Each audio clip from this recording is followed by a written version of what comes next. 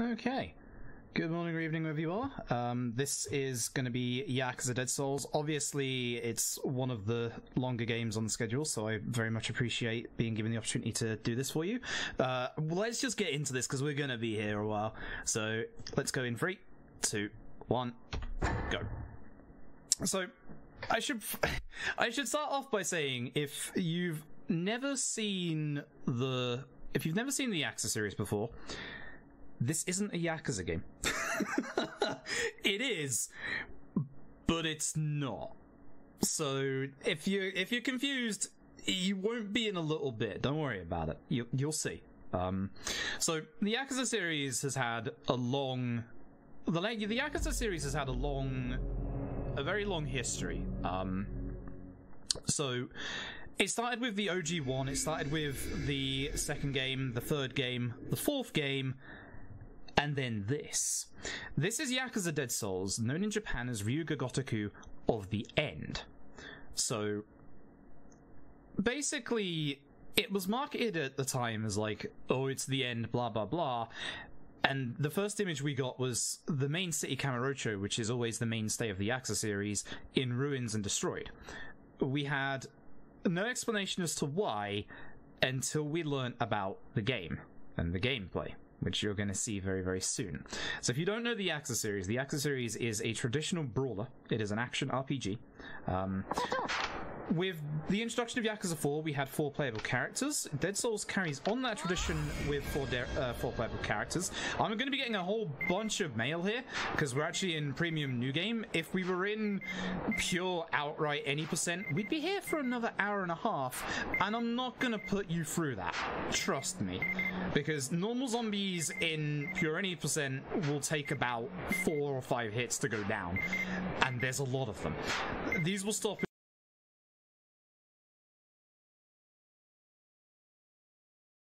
in a minute. This is our mate Bob Utsunomiya giving us some mail. You'll see Bob soon.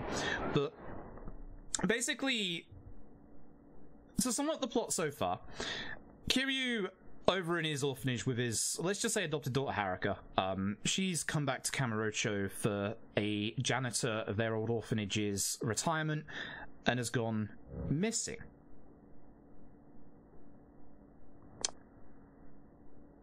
Now, when I said the Yakuza games are brawlers, I'd like to introduce you to Yakuza Dead Souls and what you're about to be witnessing for the next roughly 3 hours or so. Once it loads. The Yakuza Dead Souls, this is one of the problems with Yakuza Dead Souls. Say hello to Yakuza Dead Souls.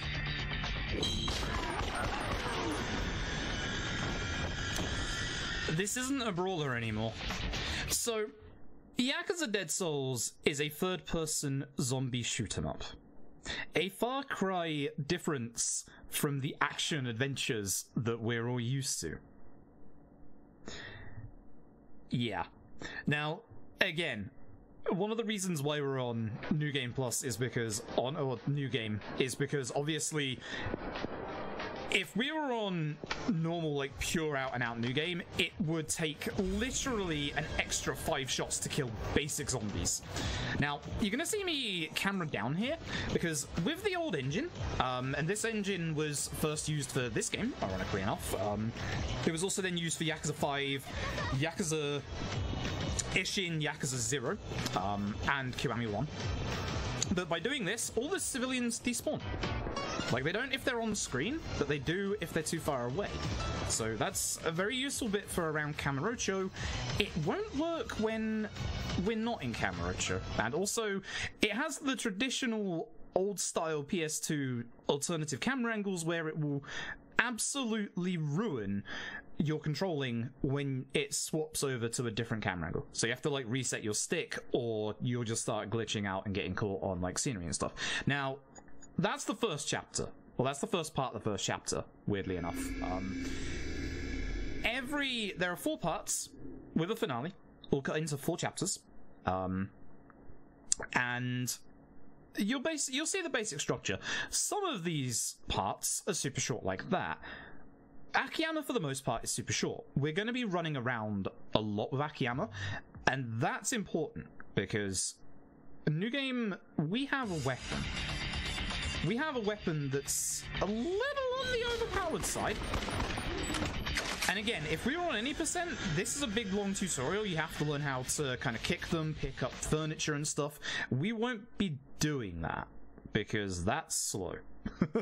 We're going to be shooting them. I am looking forward to Yakuza 7. Yes, Yakuza 7 is also going in a different direction, but thankfully not a zombie shoot 'em up. One of the problems with Dead Souls in the West, in Japan, they got Yakuza Dead Souls first, and then a game that goes by the name of Binary Domain second.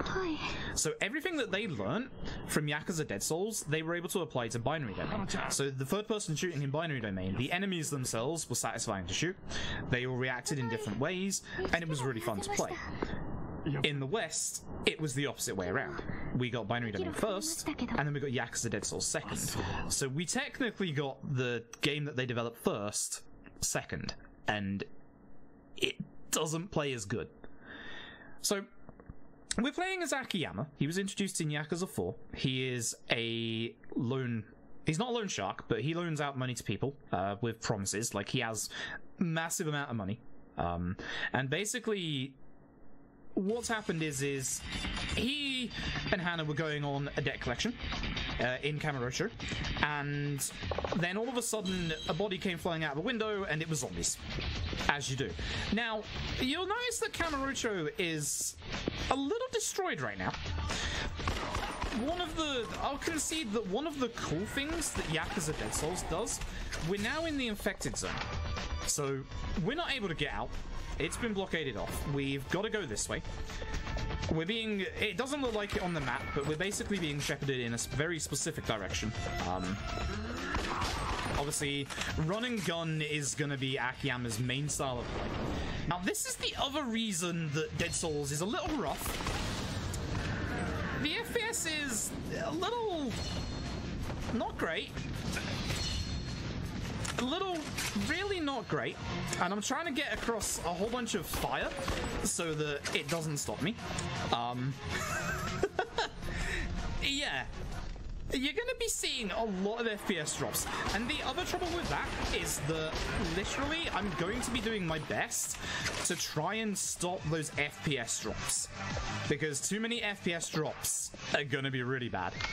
So you'll see me at times zoom in like that, or like aim manually like that. There's a big reason why I'm doing that, and I'll explain it a little bit more in detail when we get there, but essentially you can shoot faster when aiming down sights, with the exception of a few places where if you actually aim down your sights, the FPS will drop even more. Yeah, you can probably guess. If this was any percent, we would have to like proper any percent, we would have to like use a heat action on that car. But because it's like New Game, we can actually just dip past it, which is nice.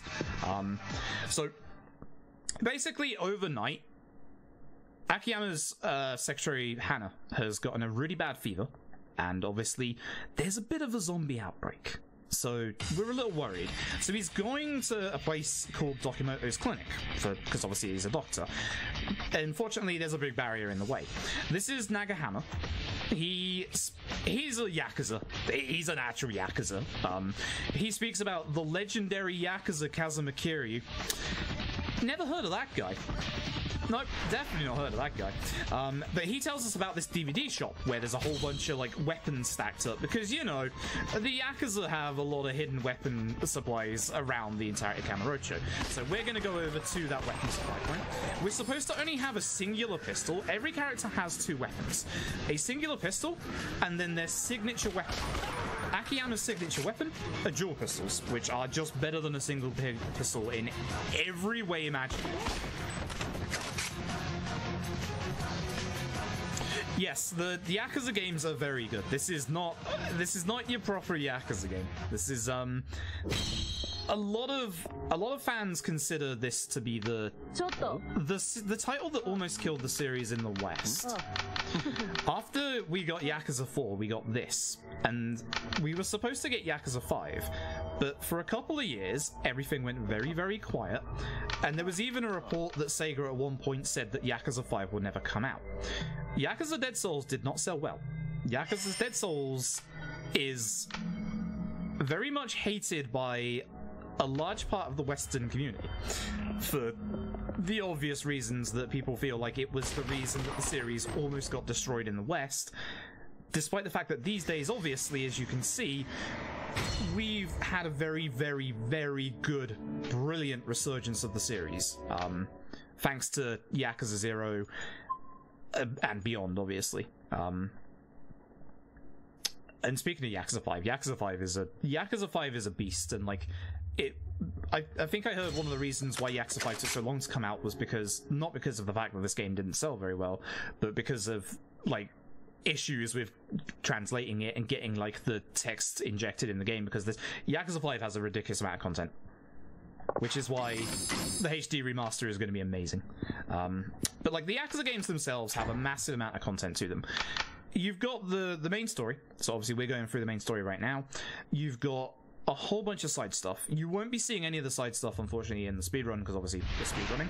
You've got stuff like karaoke, baseball. You'll be seeing the batting center. Don't worry about that. Golf, fishing, to the absolutely brilliant proper Japanese minigames such as shogi, proper mahjong, not the mahjong you get with Windows, but actual mahjong, koi koi, ochikabu, chohan, and then you have some traditional casino games such as poker, blackjack, baccarat, etc. So the Yakuza games always have an amazing amount of content, and they also have this place called Club Sega that usually has like a bunch of mini games or like proper games. Like in the latest games, for example, you can play, even online, the entirety of Virtua Fighter 2 and Virtua Fighter 5. Which is pretty insane. I'm going to aim the camera down here so that I get less frame drops. As you can see, zombies will still spawn. Now, chat, we need to talk about creativity. You see, things look a lot like other things. That might look like a tank, but it's actually a meathead, alright? It's not a tank. I don't like how my name always goes with that. You have to kill every enemy in this area to be able to progress. Hopefully nobody's still alive on the floor, because that can happen sometimes. No, they're not. Nice. Very good. But, yeah. That's not a tank, okay? Just bear with me here. It's not anything like Left 4 Dead. Don't worry. But with the meatheads, usually you can only really, like, damage them by shooting them in the head. Obviously. So, this is the sewers. This is expanded on a little bit. I think you all know that sewer levels in video games are not the best. In the story, the two sewer sections that you will see are fixed. The layout is fixed.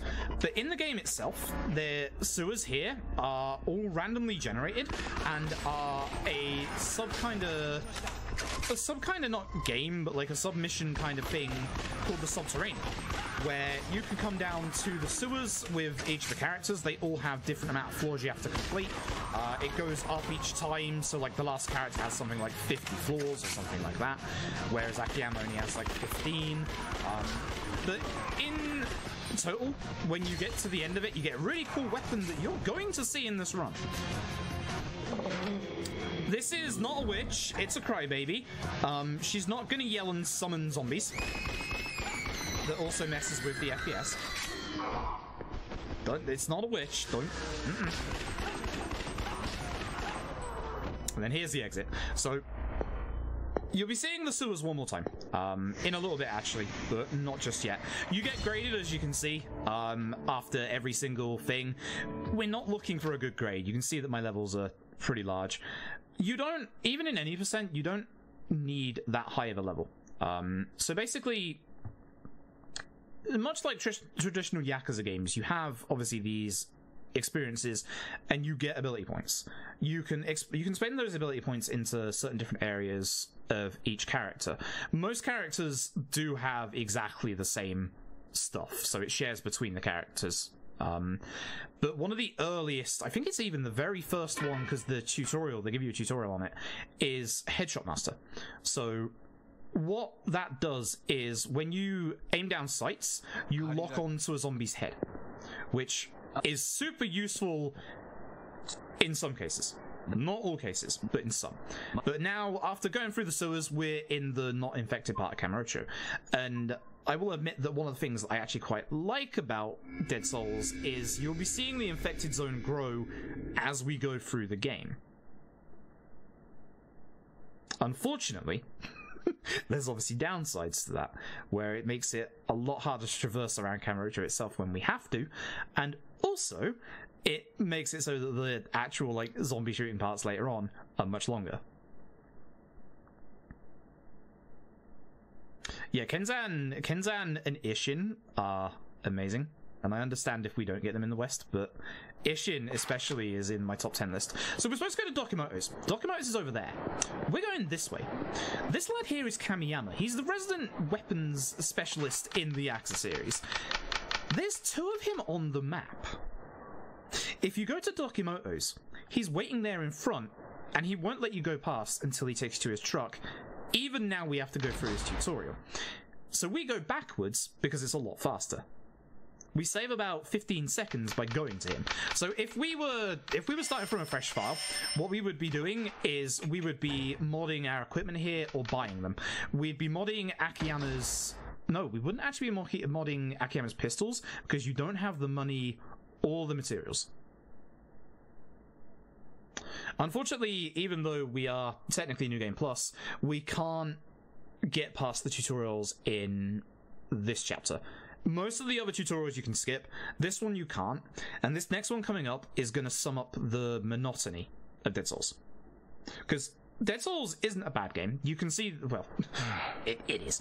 But you can see that the loading times are super long and they're pretty frequent. The problem is the monotony of going from normal Kamurocho to infected Kamurocho, as you're about to find out. This is Hasegawa and Akoshi. Akoshi is a member of a gang who was introduced in Yakuza 4, actually. They're keeping the streets of Kamurocho safe. You can see this tutorial here. This is for free battle, so it's teaching us that we can go back into the quarantine zone any point we want. Hasegawa's going to give us a healing item. We're not going to need healing items in this. Don't worry. Unfortunately, we do have to do this. You can't go back and go to Dokumoto's until you've done this for Hasegawa, and essentially we're just going to run in and run out. But you're going to see how long it takes to get to the actual, like, top part of Kamurocho, like, where all the cool shops are and all of that. So you'll also see here how zombies kind of spawn. Zombies can come out of, like, clever places, like this doorway on the left. Hi. They can also come out of ventilation shafts on the ceiling, or out of ducts on the ground. And they can also spawn out of thin air, because that's what this game is like. Yeah, Zeno puts it well. It has the Yakuza charm, it's just very buried. Like, all the usual stuff that you love about a Yakuza game is in this. The mini-games, the karaoke, etc. It's all here. It's just locked in the infected zone, which you also have to go in during free time like this, and then you have to go and kill a whole bunch of zombies to be able to open those shops. And again, reminder that we're supposed to be saving our secretary right now. She's still in the infected zone. We're not going to see her now. We're going to the doctor to get some medicine for her. But unfortunately, we have to go here. If you see that item that's glowing on the floor, that's a very special item that always spawns here. It is essentially an anime figure. If we were in any percent, we would be grabbing that and selling that, because Kamiyama will buy those at a premium price, unlike the pawn shop that will buy it for less. So you really, especially in any percent, you want to get as many of those as you can. There's only 2 guaranteed ones and the rest are random. So it's a little rough. essentially you don't do any weapon upgrading in any percent. What you do is you buy weapons that you need. So assault rifles, ammo a little bit, although ammo is a little special, and you'll see why when we get to a character that actually needs ammo. Akiyama's basic pistols are unlimited ammo. Not everything is unlimited ammo in this, and I don't have absolutely everything that would make everything fast, because I'm the only person who's crazy enough to actually speedrun this game. That's how much it puts people off. Also, shout outs, and you'll see it in a second, with Dead Souls' confirmation boxes, where sometimes the confirmation will be the top option, sometimes it will be the bottom option. I hate Dead Souls. I hate it for that. Like, there's one thing I'll praise this game for. One thing I will praise this game for. It was the first game in the series to introduce markers for the sub-stories. So for the people that say that Dead Souls is completely irredeemable, that's not true. Oh, yeah. The gameplay itself is a little rough. The gameplay itself is, So Hasegawa, the whole point of Hasegawa is she gives you, like, little missions that you can go off and do, earn points to get, like, rewards for, etc, etc. Then they're basic rewards, that you can get some materials for them. It's not anything amazing. I'm going to go on the road here. Oh, I should be camera tricking here. So if you remember the old GTA games, like the PS2 era GTAs, where you can flick the camera up and down to despawn people, that's essentially what you can do here, but if you hold it down, it also does the same effect, so you don't get me just spinning the camera wildly around every so often. So in the actual Kamurocho itself, you won't see much, because obviously we'll be despawning pedestrians and also trying to save frames. And then in actual infected Kamurocho, it doesn't work on despawning zombies, so the actual Yakuza games themselves that are good have very robust fighting systems, and there's a lot of optimization that goes into this. Less so this. So this is Dokimoto's at last, where Dokimoto is not here. He's actually in the infected zone, but that doesn't matter. This lovely assistant is going to give us some medicine. Dokimoto can become a partner of yours. You can get a couple of partners in this game who will go into the infected zone with you, and you can train your partners using an absolute legend of the Yakuza series. A legend who goes by the name of Gary Buster Holmes. Gary Buster Holmes has been in since the original game. He makes cameos every so often. And if there's one thing that Dead Souls did, it nailed him. And oh, hey, guess what? Hi, Gary. Hey, yeah. I love Gary. Yeah. Gary is amazing. Gary is going to sum this game up in a couple of seconds. So Gary, in another tutorial, he's going to teach us all about training, how to train up partners, and this is Gary's boot camp. Yeah. He's taken a random office in Senryo Avenue on the other side of the map. So we've literally been transported to the other side of the map, and we have to go through his actual training. So we're going to go through field combat, because it's run and shoot. Bye. It's set. Action. Ready? Go. We're just gonna quit out, and Gary's gonna let us know exactly how he feels about that. Bad. Bad. I agree, Gary. I fully agree. So now we can move. Gary just summing it up absolutely beautifully. Thank you very much, Gary. That's the last time we see Gary. He is amazing in this game. He has some amazing cameos. I absolutely love him. Love him to bits. Now, we're on the other side of the map. Shout outs to this game throwing you a bone the one and only time it will ever do that. By actually, when it eventually loads, letting us warp back to the manhole. The one and only time. Remember when I said the confirmation boxes change? Now it's the bottom option. Like, whenever most Yakuza games now, the confirmation is the bottom option rather than the top option. whenever it changes, I call it pulling a Dead Souls, because it really is pulling a Dead Souls. So again, this is a set map. The layout is exactly the same every time. This is the last of the sewer levels that is a set map. Again, not a witch. Unfortunately, she does summon zombies, so we have to be a little careful when we turn around the corner. You also see how many kills we got at the top right. Fun little guessing game. Try and guess how many kills we'll have at the end of the run. We start at about 12k, so just it's not going to be less than 12k. So we got some meatheads down here. Unfortunately, this one is blocking the way. Yeah. Oh, I don't like your position. Stay there, stay there, stay there, stay there. Yeah, gotcha. So the meatheads, if they do a specific attack, will basically still knock me, which is exceptionally annoying, and then we can't get through.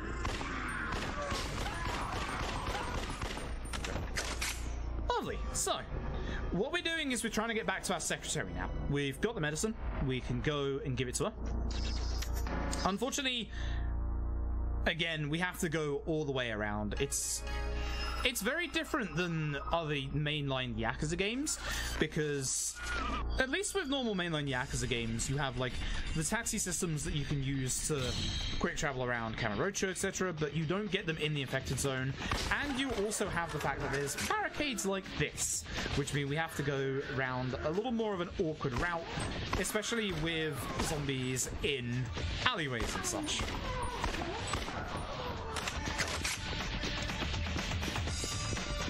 I'm hoping for a little bit of luck here. I had a little bit of luck here earlier when I was practicing setting new PB. There's going to be a crybaby in the alley to the back of Serena here, and I'm really hoping that she's not here. She's not here. She is here. She's around here. But having her here is better because... Oh, that's not good. Excuse me. Goodbye. It takes her longer to spawn in zombies so they don't get in the way. That literally just her being in that back alley saves literally 5 to 10 seconds just by having different enemy placement alone. It's a little weird. So this is Serena. This is where we left our secretary earlier. She's not here, but zombies are.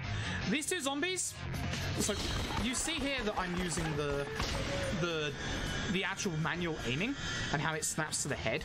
Again, manual aiming fires a lot faster than normal aiming, with some exceptions if the FPS is really bad, which will happen a lot. Those two zombies are actually, like, they're normal zombies, but they have a lot more HP and a lot more defense than the normal zombies, which is another reason why we use manual aiming there, because you have the headlock on skill from level 1, and that way you can just basically lock onto their weak point. As long as you sometimes have to tap L2. It's a little weird. It doesn't always stay locked on. So, we get a phone call from Hannah. She's not here, which is good. Unfortunately, she is in a building in the middle of Kamurocho. So we're going to have to go and find her again. She is with some other people. We don't know it yet, but thankfully it's the people we met when we went to the DVD shop to find some weapons. So we're off to the Oriental building. We're going to have to go through... Again, another side route. We're going to be going through the car park area. It was introduced in Yakuza 4. And now, again, I want to suspend your disbelief for a second. This is a monkey boy. It's definitely not a jockey. Okay? It's definitely not a jockey from the Left 4 Dead series. Just suspend your disbelief for 10 seconds, please. It's essentially a zombie with rollerblades, and yeah, they jump like jockeys and try and get you like jockeys, blah blah blah. It's, yeah. Now, not even the car park is safe from zombies because for some reason everything's on fire. And there's a big old meathead down here, so we're just gonna carry on. Now, here's some SDF soldiers. We need to get in that truck and use the gun turret and help them out. We're just gonna run. We're just gonna leave.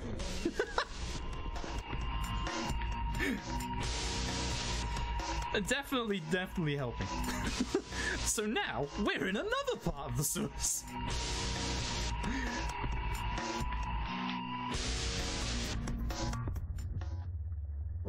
As you can see, we're now in the central sewers. I believe this was also introduced in Yakuza 4. You've got, again, two ways you can deal with this next part. There's a big group of zombies ahead of us. We've got a couple of barricades coming up, so we can shoot this one ahead of time, and then we can either throw a Molotov that's like slightly behind us, and again, good old FPS drops. We can grab a Molotov that's behind and throw it, but that causes even more FPS drops, even though it like breaks the barrier quicker. Or we could just like use manual aiming to shoot through it faster.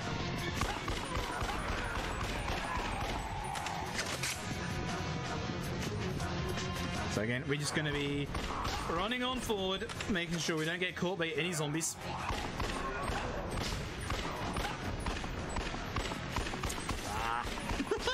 He would try and get in my way. Oh, they're trying to jump. So we come out of the sewers, and unfortunately we are in front of the Millennium Tower. And unfortunately for us, it's infected. The infected zone has spread. So when we go outside, there's a horde of zombies, so we're gonna have to turn around instead and take even more of a longer route. Nagahammer is here with us. We do have a little bit of speed tech coming up, weirdly enough, and it involves Nagahammer not being an idiot. So we have to get rid of the meathead there. There's no way to get past him until like he's actually been disposed of. If you try and run up to him, there's no room because of his hitbox, and then he'll just punch you. So remember that really quick route we took down the stairs before? Someone's blocked it off. There's never an explanation. It's now blocked off. I'm assuming the zombies did it? Oh, please don't grab me. I'm assuming the zombies did. Like, there's no one else who could have done it. Nagahammer, I need you to back me up because we need him not to get grabbed. He got grabbed.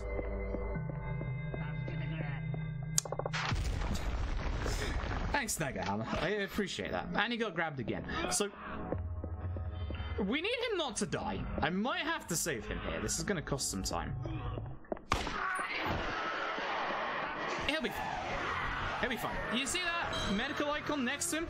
Those are medkits. We can use medkits and save him. He actually broke out. Wow. That's never happened before. Sounds familiar. That's actually never happened before. Wow.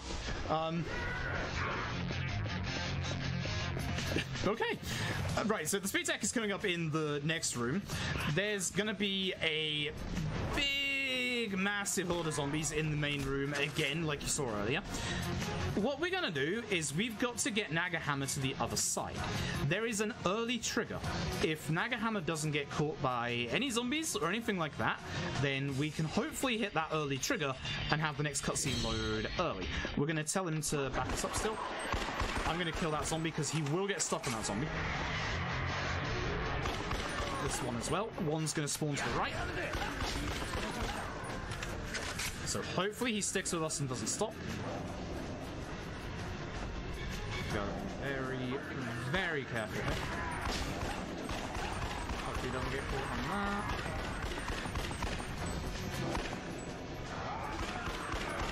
He got caught. He got caught. Come on, Nagahammer. Come on. Come on. Come on. There you go. Yeah, the quick trigger was at the entrance there, but unfortunately it's gone, so now we just have to bring him all the way up here instead. So you can see that loses us a good, like, 15-20 seconds. That's a shame.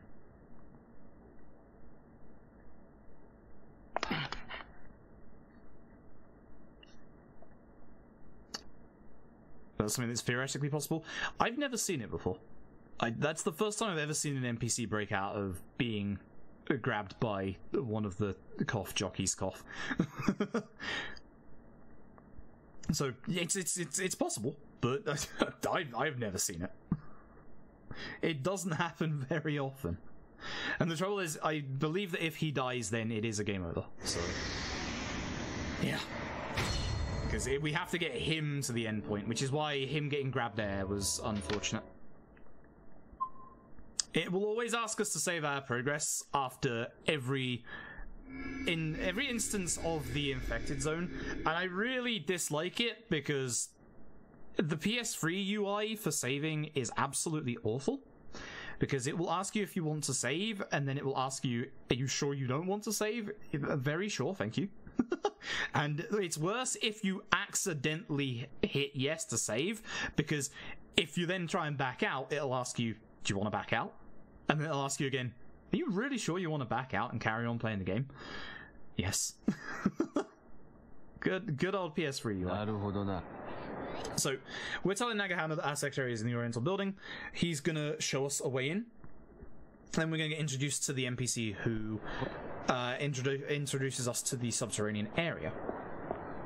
But again, we're not going in there. I really don't want to touch that. That's how we get the weapon that you're gonna see in the next chapter. But it is very bland, despite the fact that it is randomly or like procedurally generated, and it's not good.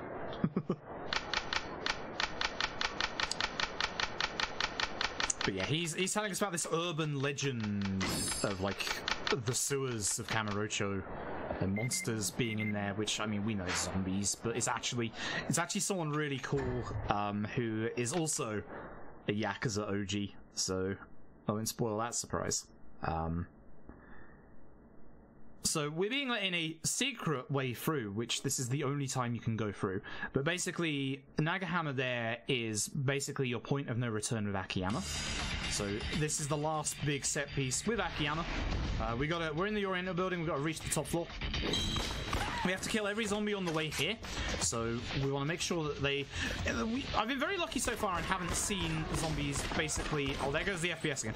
I haven't seen zombies on the floor. You'll see it at some point. There's one right there.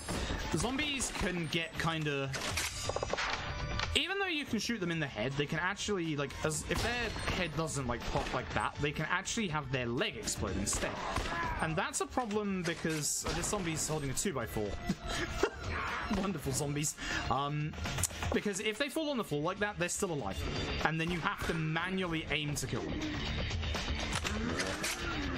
Lost FPS, so we need to go in here and turn on the switch to the power for lifts. Something just exploded. It's a meathead. He broke his way in. We can use the lift. We're going to sit at the back of the lift. There's going to be 4 zombies that spawn. 2 on the right, 2 on the left. So you can see here that I'm kind of... Oh, hell. I've locked in the camera. You really in here, of course. You can lock the camera in place by holding L1 and then like strafe side to side like this. We'll use it in a few places. And then obviously manually aim to get rid of them. Now, this room is a little awkward. We have obviously a monkey boy, a couple of normal zombies, and a meathead. We don't want a meathead to hit us. Once all the zombies are dead, and it takes a few seconds afterwards, we can actually break down this door. And we can go to the first boss of the game. Now, there is a little bit of speed strat involved with this boss. We can skip an entire phase if we're quick enough.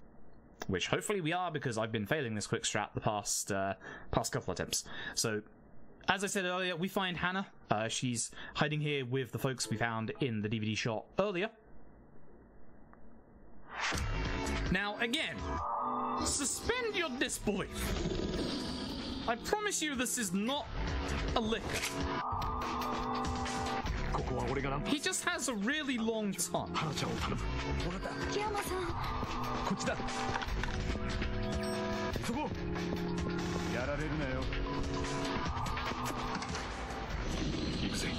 See? He looks nothing like a licker. Now try and guess where his weak spot is. I bet you will never be able to tell. So we're gonna shoot him real quick and then get out of the way before he knocks us over. And then we have to try and do damage to him. And he's either gonna try and dodge or he's gonna try and hit us. He's in a dodging mood, which is actually better for us. This might look like it's not better, but trust me, if he tries to hit us, that's gonna happen. So he's now going to try and climb the walls. We need to knock him to the ground, and I need to be careful not to run out of ammo. Oh, please do not go on the ceiling. So he's now down. We now have to... I can't hit it. No, this is going to be bad. Oh, nice, I got it. Okay, so it's really hard to hit the weak point from the position I was in. I only had one bullet left. If you don't manage to hit that weak point, like at least 3 times there, you will go into the second phase. And you will have to play what is essentially the zombie game version of Whack-A-Mole, because he'll keep poking his head out of the ceiling, and you'll just have to make sure that you shoot him. It might sound amazing, it's not. It's very slow. And that is the end of Akiyama's part. Now, speaking of Yakuza veterans, OG Yakuza legends, allow me to introduce you to the series' very first playable state of fan favorite Majima Goro. Zero was not the first time that Majima was playable. It was actually Dead Cells. As you can probably imagine, Majima loves his horror movies. Who's alive? Oh, you. Again, gotta kill all of them. And you can see as well, I've only got 20 rounds, so we've got to be a little careful. It always brings you back to that same spot whenever you beat all the zombies, so I just stand there anyway. So welcome to Majima Goro. Majima has an office in the Millennium Tower, which always explodes. Like, that's the key rule of Yakuza, is if the Millennium Tower is a key plot in the Yakuza game, it's got to explode at some point. So it's basically infected with zombies, as you could probably imagine everywhere else in Kamurocho is. We're gonna have to go upstairs. We've got to get to the storage room. The nice thing about the storage room is that there is actually going to be ammo for us. But we've got to go and see if any of Majima's family are around. And when I say family, I mean in the Yakuza term family. I don't mean like family as in brother or sister. I mean like family, you know? So we're going to go into this side room. You'll be seeing this place again a lot later, like in the finale. And there is somebody here. The good old construction helmets from Majima Construction on the wall there. Nice little attention to detail. So we get a message from Hasegawa. Hasegawa manages to find ways to contact every protagonist in this game. I'm not quite sure how. Video games. So we're going to use the box. We're going to grab all of the shotgun ammo we can take. And now we can have some fun. So, the nice thing about Majima's run and gun is that obviously with the shotgun, it's very effective. Very, very effective. Now, chat, I've asked you to suspend your disbelief. Oh, okay. You're gonna have to... Okay. That was weird. You're really gonna have to suspend your disbelief for this one. Not a boomer. It's a fatty. It doesn't explode like a boomer. Oh, this way, this way, this way. I always go the wrong way here, every time. Absolutely not a boomer. Just trust me with this one. So we're gonna angle the camera down so that we don't lose any more FPS here. Gotta go all the long way around because there's a barrier all the way around. Here's a random meathead in here, which he is not in a good place. So that's fine. And now we're going to use the lift to go down to the lobby. We can do a little bit of a quick strat here if we can get this crybaby without her summoning zombies. Which we did not. Nice. I managed to kill them all pretty fast anyway, so that's not too bad. Most of the time she'll summon the zombies. It's really hard to be able to stop her, unfortunately. Like a zombie staple. Kinda. So, again, as you could probably imagine, there's zombies all in the lobby. This one is kind of frustrating because what we're going to do is we're going to take care of the fatties because they're going to aggro the zombies. When a zombie gets hit by the leftover gastrointestinal insides of a fatty, for some reason they get really aggressive. I think that's the right way to say it.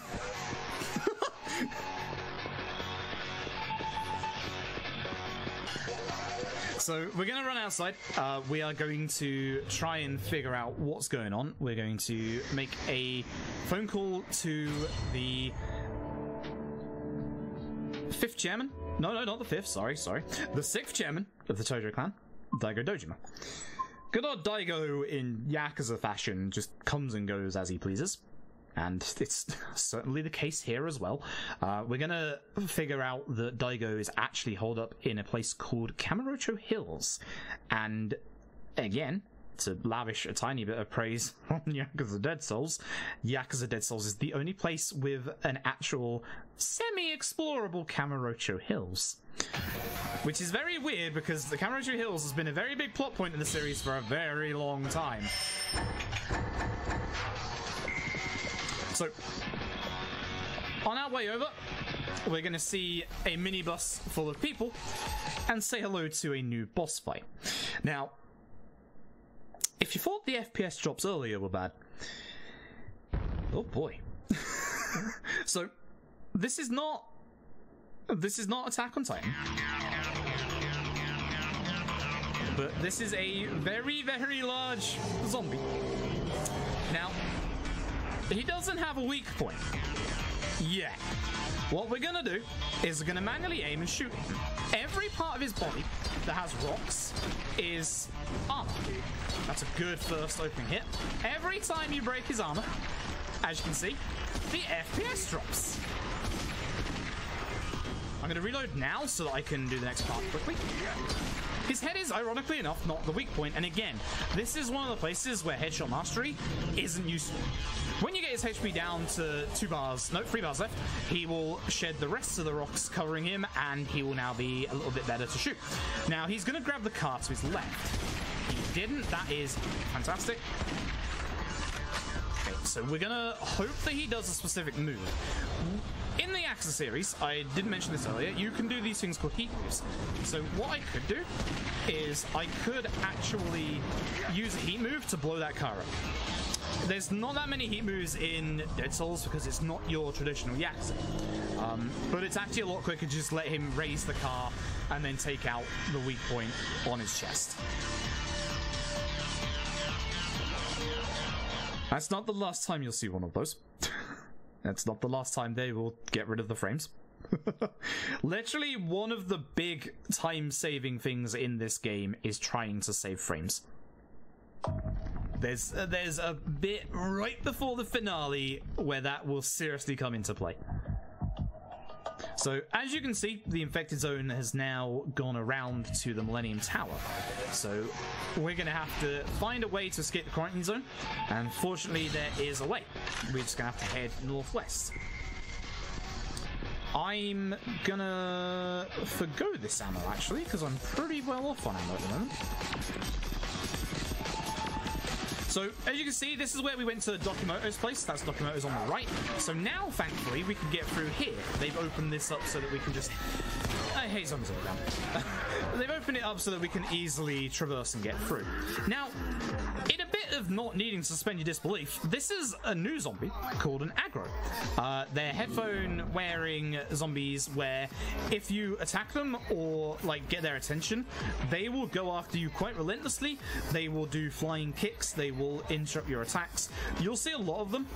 You'll see some annoying ones later, but for the first one, you literally can walk past it.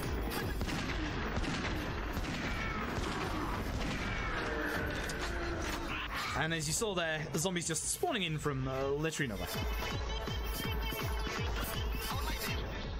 So as a matter of fighting actual monsters, we don't know yet, but all we know is there are zombies in Kamurocho. And it's getting worse and worse as the game goes on, which is actually a neat little effect. Like an actual decent little effect. So, that's the end of his first part. His first part is actually pretty long. So, because this is new game, and not strictly any percent, I've done a thing. I've set something up, and it's time to have some fun.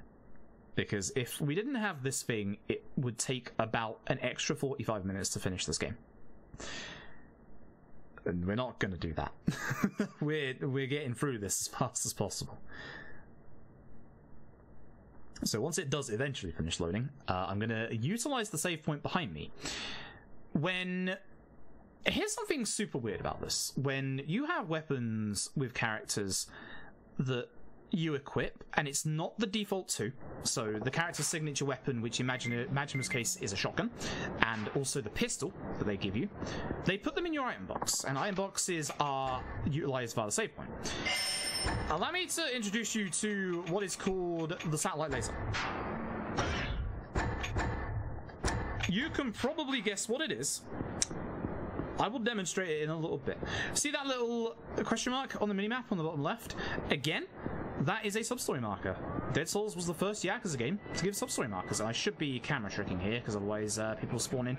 Certain, like, the SDF soldiers on the right always spawn in, but you can see that no other people are spawning in. Kamiyama's moved his truck here. You'd think it'd be a little quicker to cut through the corner of the Millennium Tower on the right there, but there's actually a hostess there who becomes one of Majima's partners, I believe. So we don't want to go through there because we have a long, unskippable cutscene that we would have to go through. You might be wondering what this place on the right of us on the minimap is with its weird icons. It is a place called Little Asia. Little Asia has unfortunately gone through a lot of problems in the Yakuza series.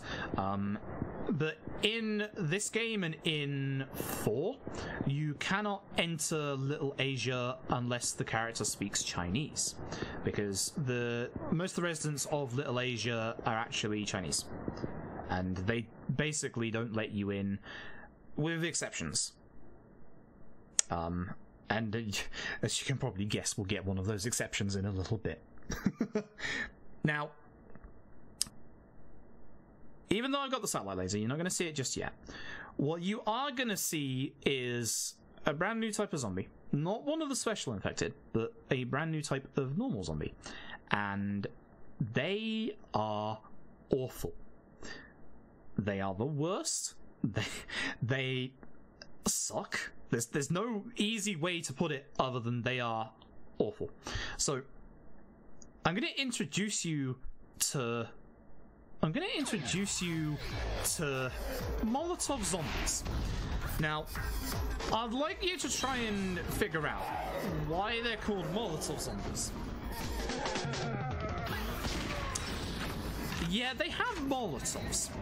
I don't know who decided to give zombies Molotovs.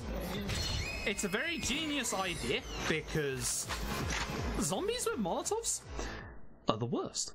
Because they throw the Molotovs and they have a massive area of effect. They drop the frame rate.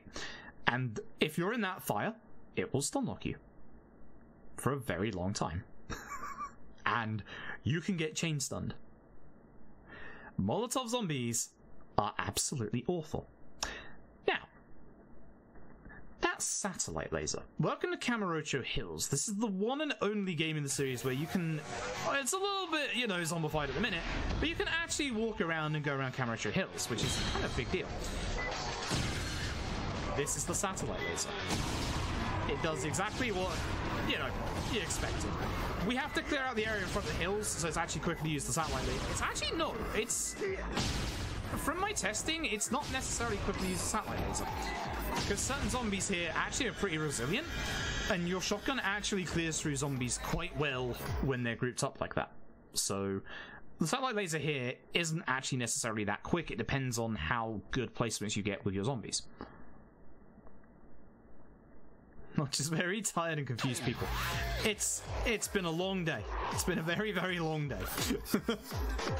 So we'll be getting out our shotgun again, just to be able to clear the way a little easier, and also run and gun. When using the satellite laser, you have to stop and actually fire a shot off. And as you can probably imagine, hi, I'm watching you. Don't do it. You did it. He tried it. But the actual satellite laser as well can also cause FPS drops. Act surprised. There's a couple of weapons that don't cause frame drops in this game. They're few and far between. Every day is a long day around Majima. I feel so bad for Nishida, who is Majima's personal assistant. He has had a hard life, having to be Majima Goro's right-hand man. So yeah, again, for the first time, actual playable, explorable Kamurocho Hills. There's not a lot here because everything's destroyed, but it's one of those kind of like neat little additional details that's just like, you know, Dead Souls has that going for it. Great.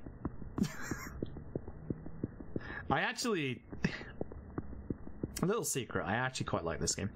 It's not a good game. It's not a good game, but I actually quite like this game. It's got charm and it's got heart, just not necessarily in the right place. Remember when I said Daigo turns up? Hey Daigo. This is literally, this is the 6th chairman of the biggest Yakuza organization in Tokyo. He just turns up. That is Daigo in a nutshell. Daigo will just turn up and be like, hey, I'm Daigo. So, the plot actually takes place here. We actually get quite a bit of plot exposition. Daigo is about to reveal to us that he believes he knows somebody who is behind the zombie infestation. There has been a sighting of 2 people, one of which is a current Omi lieutenant, I believe. He's been seen walking around Kamurocho with a certain Omi Alliance ex-lieutenant who goes by the name of Ryuji Goda. If you played Yakuza 2, you'll know exactly who Ryuji Goda is. And I'm not going to say any spoilers for Yakuza 2 because Kiwami 2 came out quite recently. You should play the Yakuza series. But Ryuji Goda was the antagonist of Yakuza 2. And he shouldn't be here. Again, I'd like to point out that this game is not canon. Also baby rage. Unfortunately, there's a baby in the bathroom. Yeah. And it's making the zombies agitate. We're gonna put Daigo onto attack. And we're just gonna run. We don't need to kill all the zombies in this area, but around where the baby is, we do. And thankfully, we got this thing called a satellite laser.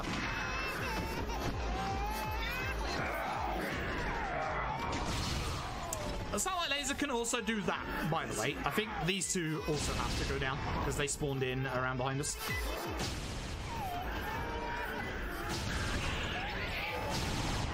Did they not all come out here? That should be the last one. No, it wasn't! Oh, hi! Nice. Nice. That's how Yakuza 2 summed up? Yeah! Pretty much. Pretty much. So, we stopped the baby rage, which is nice. So now we're gonna head out. We're gonna try and get Daigo to safety. We have to kill every enemy in the area. So yeah, we're gonna have to make sure with this laser. And actually, no, we're gonna switch to our shotgun because if we're not fast enough, there will actually be certain zombie spawns behind us.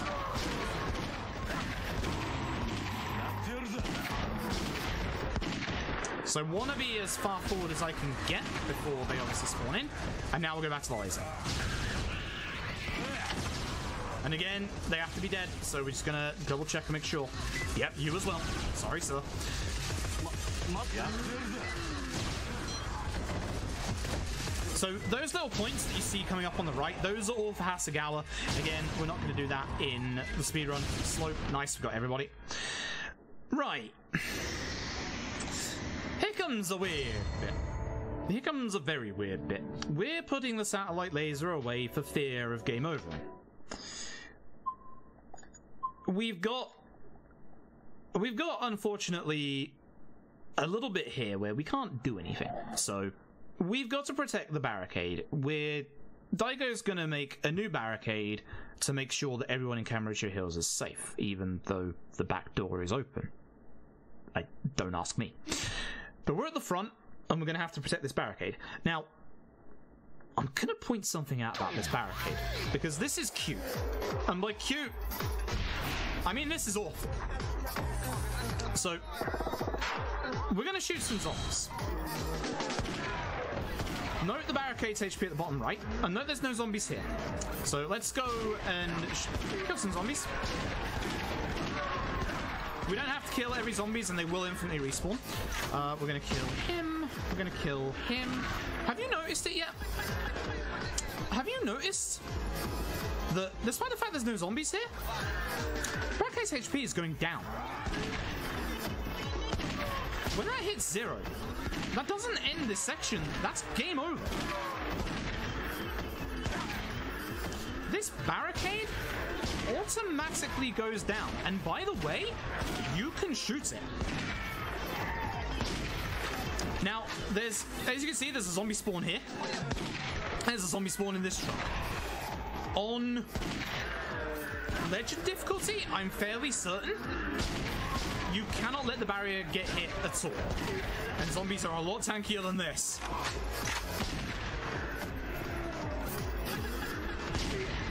But yeah, you can see that with only 20 seconds to go, it's only got half of its HP left. And it's not zombie proximity to the barricade, it just goes down. Why? Why? If it runs out, you fail. Why? Oh yeah, unless they're out of the truck completely, you can't actually, like, hurt the zombies at all. Again, bizarre. Now, I got my satellite laser out for a reason. Remember the not liquor? It's back. And it has a new trick up its sleeve that hopefully you won't get to see. Is that laser in any other Yakuza games? Yes. Not player wieldable. Hopefully I did the good move. You see its health regenerate there? Excuse me? So, I'm gonna sum up its new trick.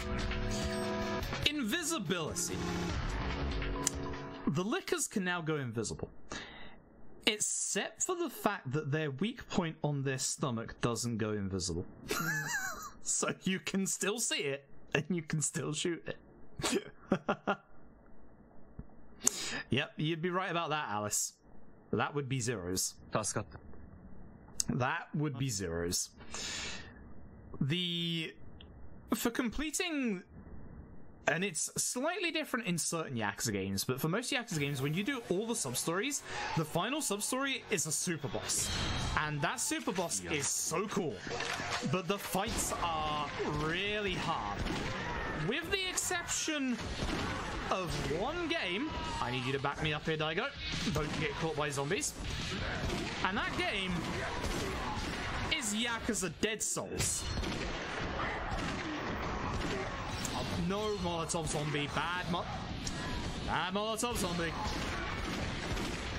The super boss in this game essentially runs around doing the Naruto run. I want to get rid of that aggro.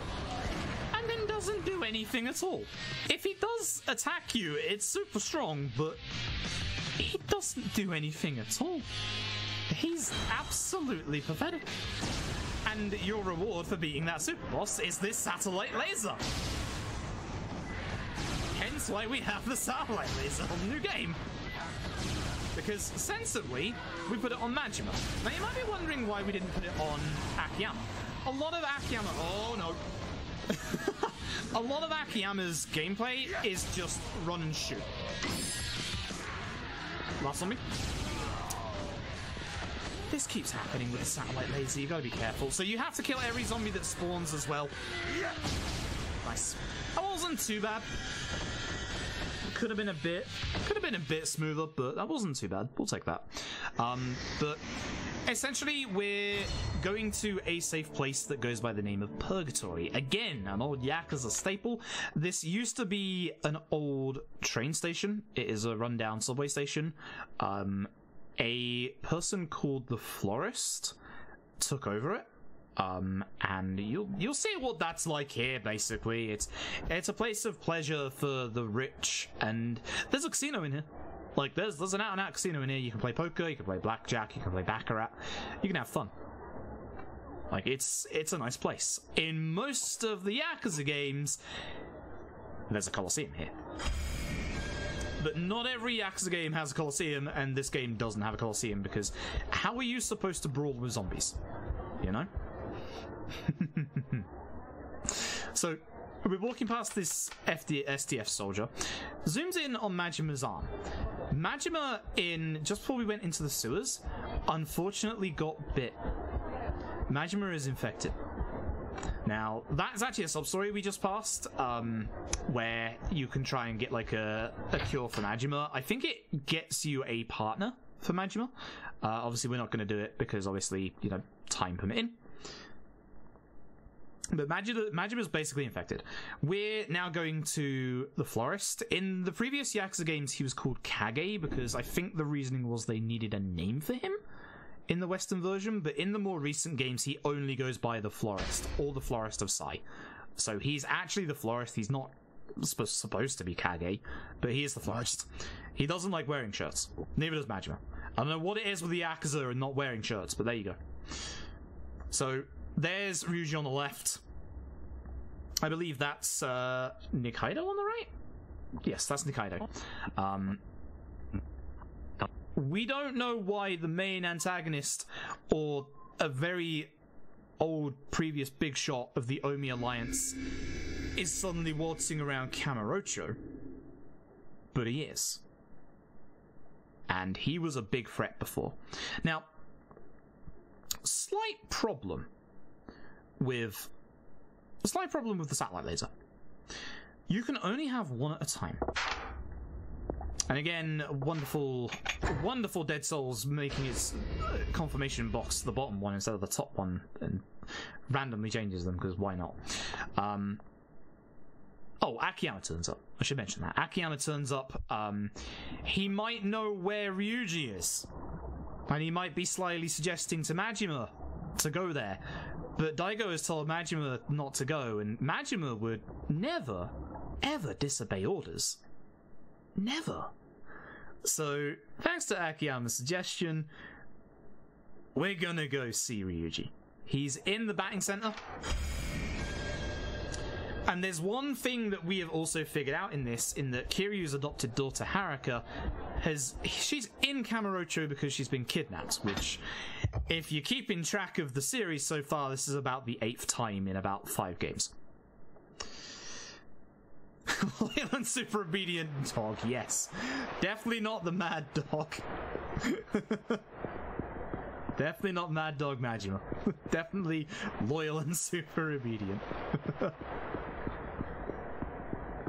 But we basically know that Ryuji's in the batting center. We're going to go up there now. This is a super short chapter. It's only a boss fight. If you don't like spider-like creatures, you might want to look away.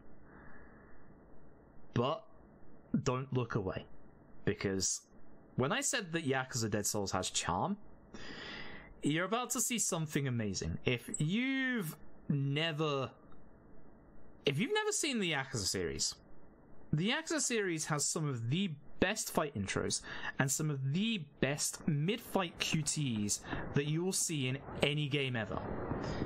And Dead Souls is no exception. As I said, Dead Souls has heart, sometimes in the wrong places. That lady walked through a bike, but it still knows how to have fun.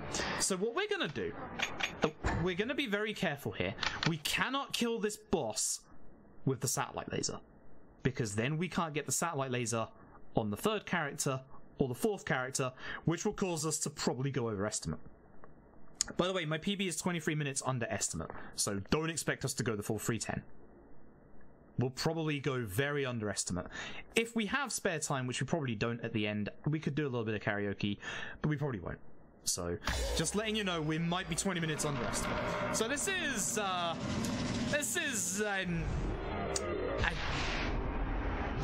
don't know. I'm just gonna satellite laser it because I don't like the look of it. It looks like a spider. So it's gonna go into its 2nd form. You'll never guess where the weak spot is, by the way. It's gonna start spinning around. we're going to stop it, hit it once more, and then I'm going to play it safe because we're in a marathon and delete the satellite laser. And of course, we're going to shoot it in the weak spot, which doesn't do much damage with the shotgun. And that's that. Let's play baseball with a grenade.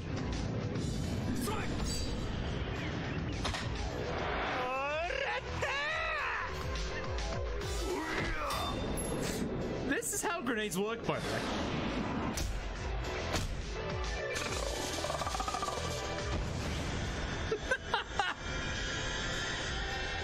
That is the Yakuza series in a nutshell, and that is why I urge you to play Yakuza 0.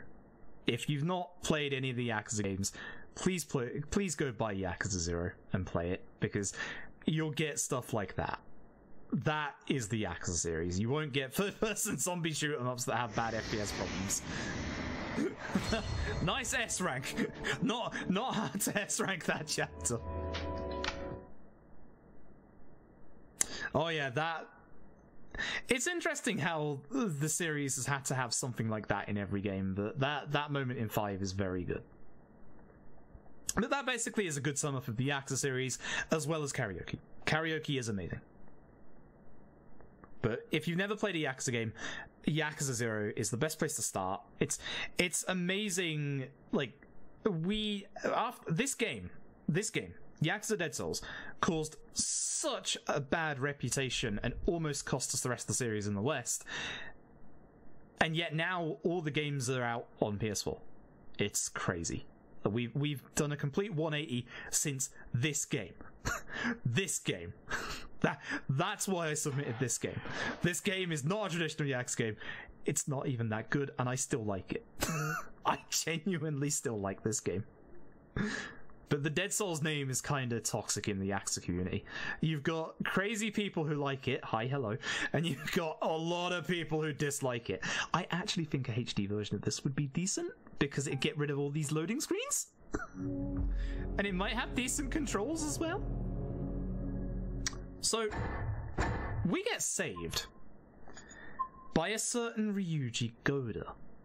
Yes, the antagonist of Yakuza 2 is now the third playable character, the one and only time he's playable in the series, with the exception of the upcoming chapter of Yakuza Online, where he's going to be the Yakuza Online second protagonist. That came out of left field. I love that. I'm so happy.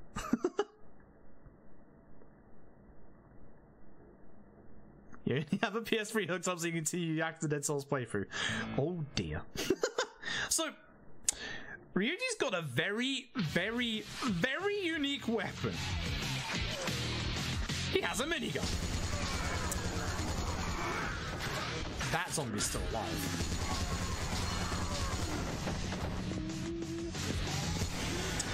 Have you noticed where the weapon is yet?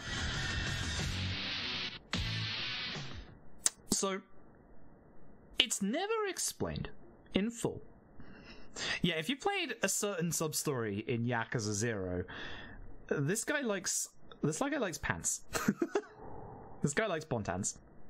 And if you played Yakuza 2, you'll definitely recognize him. There's something very weird about his Dead Souls model I don't understand.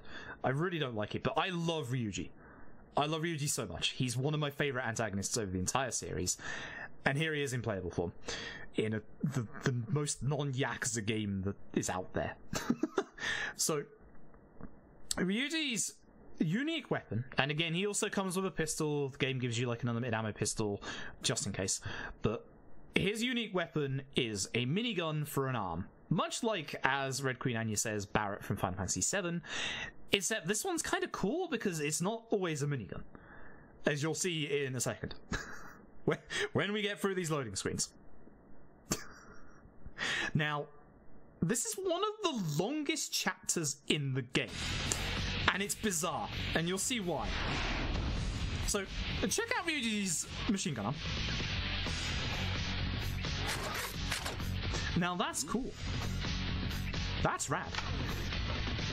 I wish I had a minigun arm. It's never fully explained why Ryuji has suddenly reappeared with a minigun arm. Of course she'd be alive. There's always one. So, Ryuji's the character that has the biggest problem with zombies getting knocked to the ground because the minigun sprays wildly. Who's alive? No one. Nice. So, we might have to do a little bit of extra work with Ryuji at points.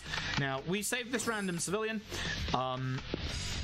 The game is supposed to tutorialize us to use these batting center baseball turrets to kill zombies, but nah, go away. Bye. just leave. So again, we're gonna pan the camera down to save our FPS because it's gonna go down here still. Ryuji's weapon also does lower the frame rate a tiny bit when it's firing because of the particle effects, but it's still good. We are intentionally going to get ammo because if you think that this is enough ammo, no. And I'm going to remember to go in the actual building I need to go into. So, he is chasing Nikaido. He is also chasing somebody else who you see very briefly at the very start of the game with Akiyama, who is running around attacking different Yakuza officers. Oh, I did not want to let you out. Uh-oh. Oh, aggro. Just gonna take care of you real quick. So again, we need to take care of a lot of zombies in here. I don't know if it's all of them, but we need to take care of pretty much all of them. And then we can go in the room. This room, we have to kill all of them, and again, it's gonna come... There's a lot of furniture... Please reload, please reload. There's a lot of furniture, so you might get, like, knocked about a bit, which is unfortunate. There's, as you can see, usually a couple of zombies who don't like to go down. Excuse you? The reason why I turned around there, I got a little confused because there was one zombie in the corridor remaining, and despite the fact that they're in the corridor, you can still get the danger marker for where they are. I don't know. I don't know. It's weird. So, we find a map here that shows off, like, all of these different Yakuza offices. And they've all been hit except for one of them, which is outside of the quarantine zone. So, for the next 20 minutes, we're going to be spending our time in the quarantine zone trying to get out. So, now, thankfully, we can go through here. This was where Majima escaped earlier, so you can see that this has also expanded the infected zone outside of here.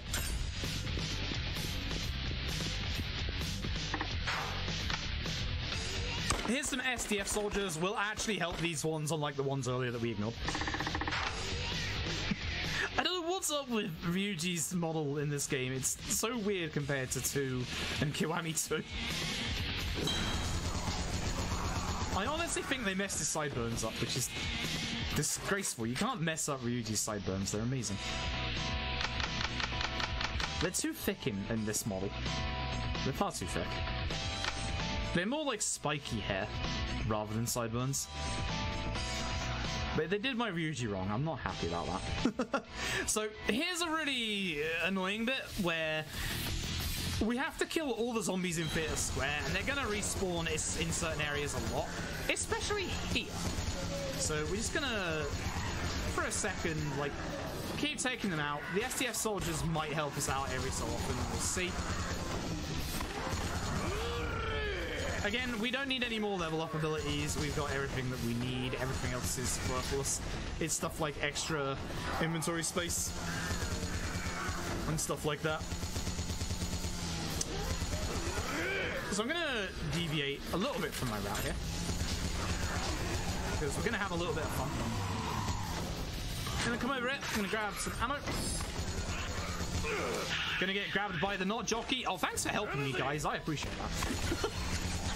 And I'm just gonna have some fun in this bulldozer. Oh, hello. No, that didn't work apparently. Alright. Because usually, as you'll see here, it works.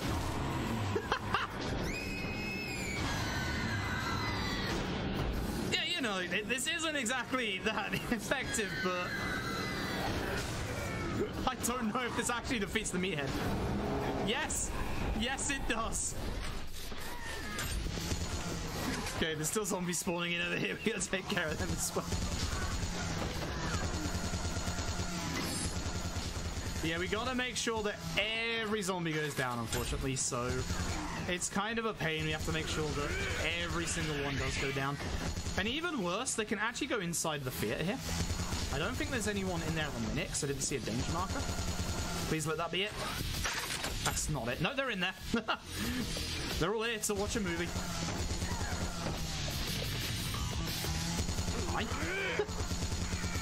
There's not much to say here, unfortunately. It's literally just make sure all the zombies are dead. So, as you probably guess, you can get ammo from this truck. We're going to be getting ammo from the truck. You can use the mortars if you want. They're okay. We're not going to be using them in the run. We wouldn't use them either if we had base equipment. So, we're just going to be grabbing, as you can probably guess, all of the Gatling gun ammo. All zombies are just having a nap. We're gonna spin the camera down to save FPS, and you may have noticed this earlier. You may have noticed this a little bit earlier when we were in the boss fight with Majima. We're in the same place where we were in his first chapter. There's a tank here. So Ryuji kind of doesn't care, and he wants to get out of the infected zone as much as possible, to the point where we're going to get in this tank and we're going to blow open the barrier keeping the zombies out of the rest of Kamurocho. Yeah. Not the best of ideas in the world, but, you know. You know. So we're going to get in the tank. And unfortunately, it's empty. It doesn't actually have any missiles. And fortunately, a radio call came in about some missiles down on Pink Street. So we're going to go and get those missiles with one of the most bizarrest puzzles you've seen in a long time. Since the days of the Dreamcast, one might say. So this is a Diptera. They fly, and they're definitely not spitters.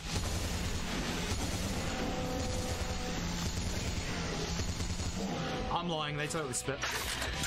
So, I want you to make a note of these containers here. Oh, don't blow up the barrel. Don't blow up the barrel. I want you to make note of these containers here right now, in the position that they're in. We'll be seeing them quite a lot over the next 10 minutes. Excuse me? What's happening? Say hello to a new unique. I don't know what just happened. This is the Hermit. Yeah, it's actually new and unique. That's what a Hermit actually looks like. Each of the special What? What is... Okay, thank you. I'm just surfing on the sign. It's fine. Every single infected actually has backstory. The Hermits is that they are a hikikomori, so a shut-in, and when the infection started, their outer shell was caused by their hikikomori ways, and it's their way of like being protected, blah blah blah. There's some really, really weird lore in this game. Right, so you have to take care of every zombie down here before we can escort these two back to the place we just came from, which is the Honest Living Association. It was introduced in Yakuza 3, run by the guy who we saw very briefly. These guys will get stuck on zombies, so we're going to have to make sure that we kill each of them. And if you want more awkward things, even though we go to the door, they have to be past that lamppost. And that can sometimes lose time, as you might see.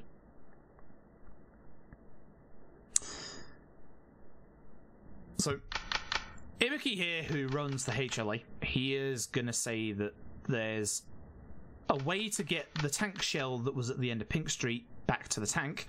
We can't carry it because, you know, tank shells are kind of heavy. I hate these text boxes when they change to the bottom one. Thank you very much. So unfortunately, now we're going to have to go and get 3 different groups of NPCs, and unfortunately, you can only get 1 at a time, despite the fact that 2 of them are right next to each other and quite far away. It's very, very annoying.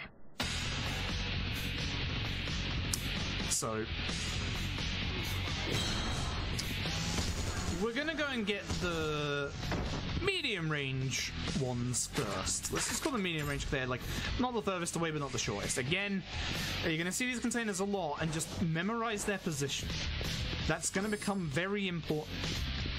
Like, actually genuinely important, because I'm going to explain another reason why this game makes no sense. But we're going to come over here, and we're going to see some Yakuza trying to beat up zombies with golf clubs and lead pipes, because that is, of course, what the Yakuza would try and do in a zombie outbreak. Now, again, we need to kill all the zombies to make sure they don't get caught. I'm going to try and push this motorbike over a bit. That's not exactly working very well. There we go. Because they will get stuck on all the scenery. They just look at the minimap, they just... Did you see him get stuck and do a 360? Because they'll do that. A lot. This is the worst part. Ryuji's first chapter... Thank you. Ryuji's first chapter is his worst chapter. Like, it's long and very monotonous. Like, we've been on this chapter for 14 minutes already. That's already in the top 5 longest chapters so far. And we're about in between halfway to 2/3 of the way there. Kinda. A little bit more than that. So, again, we're going to go for the longest one now. It doesn't matter what order you do them in. I just like getting these out of the way because they're the worst ones. And also, I can get a tiny bit more ammo. Actually, do I want more ammo? What are we looking at? 1k bullets. I've already used the minigun octopus. Now we're good. We don't need any more ammo. We're actually very good. With new strats, they're actually very, very good. So... here's the SDF soldiers we saved earlier. They found some civilians, and we're going to have to look after them. We're going to run back real quick. There, that was bad. I needed to hit one of those zombies. What happened? Please don't get caught by that zombie. Unfortunately, the NPCs can also block bullets. You don't actually hurt them, but they can block bullets. And we need all of them back, so make sure you keep an eye on the minimap, because if one gets stopped, we're going to have to go back. Give us Magic Johnson. I don't think Magic Johnson is even a side quest in this game, unfortunately. I would if I could.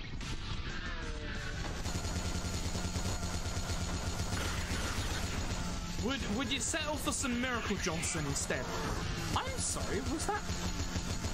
Oh, that was a very delayed Monkey Boy sound effect, and I'm very surprised that... I really don't like the fact they call them Monkey Boys. I'm gonna call them jockeys. Like... there's a load of zombie spawns here. Again, containers. Oh no, that's bad. Get out of the way! Get out of the way! Come on! This is the worst set to get through here, because like one of them will always get caught on a zombie.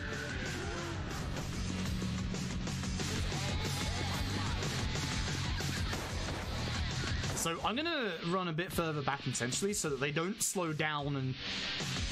okay, somebody wanted like that and like bump into each other. But they just wanted to bring a bike back, and if they could have ridden that bike back here, that would have been for the best. Even in a zombie apocalypse, people are still trying to steal people's bikes. That's not cool. So again, we're on Pink Street. Here's some people. Those silver boxes behind them are the tank shells. So again, hopefully they'll not get caught. Come on. Nice, they didn't get caught. That's pretty good, actually. They usually do stop for... and that one would slow down, wouldn't he? They usually stop for a little bit of a period.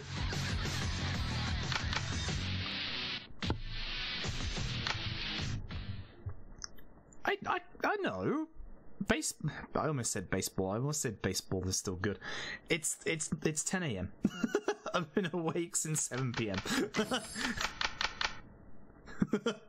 Baseball, basketball, they're pretty similar.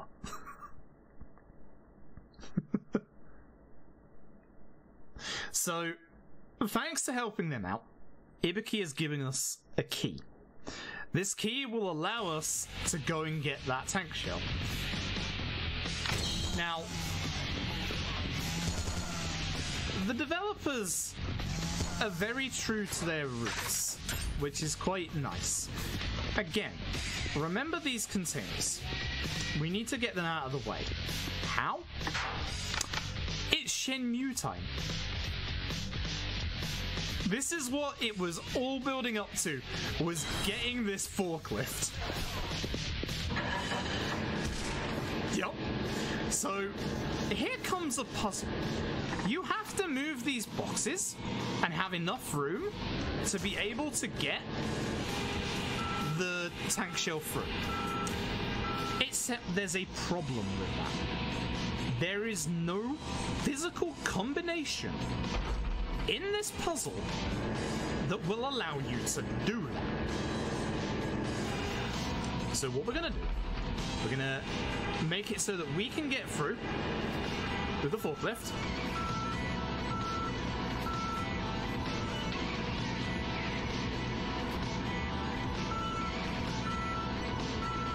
I was too close to it and it's manually backing up. I am not doing this. I also want you to take note of the fact that it's got fuel and health in the top left. The more important one is the health, because I want you to watch that go down when we ram into zombies, and the fact that this is easy and you take more damage on harder difficulties. Now again, remember where all of those are. We're going to go and acquire a tank round.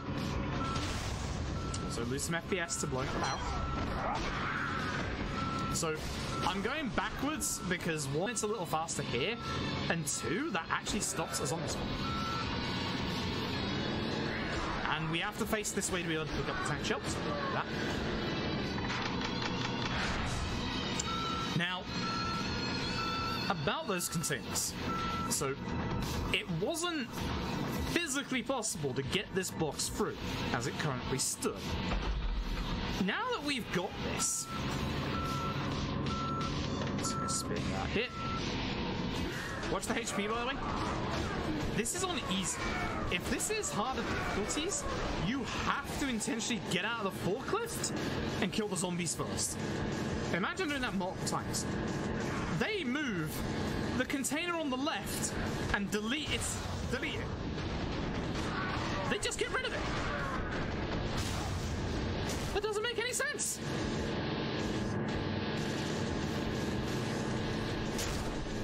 This game is stupid. So we're going to load in the tank shell and we're going to finally get out of here and get out of this chapter. Zombies stole it. That's impressive. Some strong zombies. Magic, also acceptable. So this is annoying because you have to tap X, then tap R1, and then do it again. Then tap R1, and then do it again.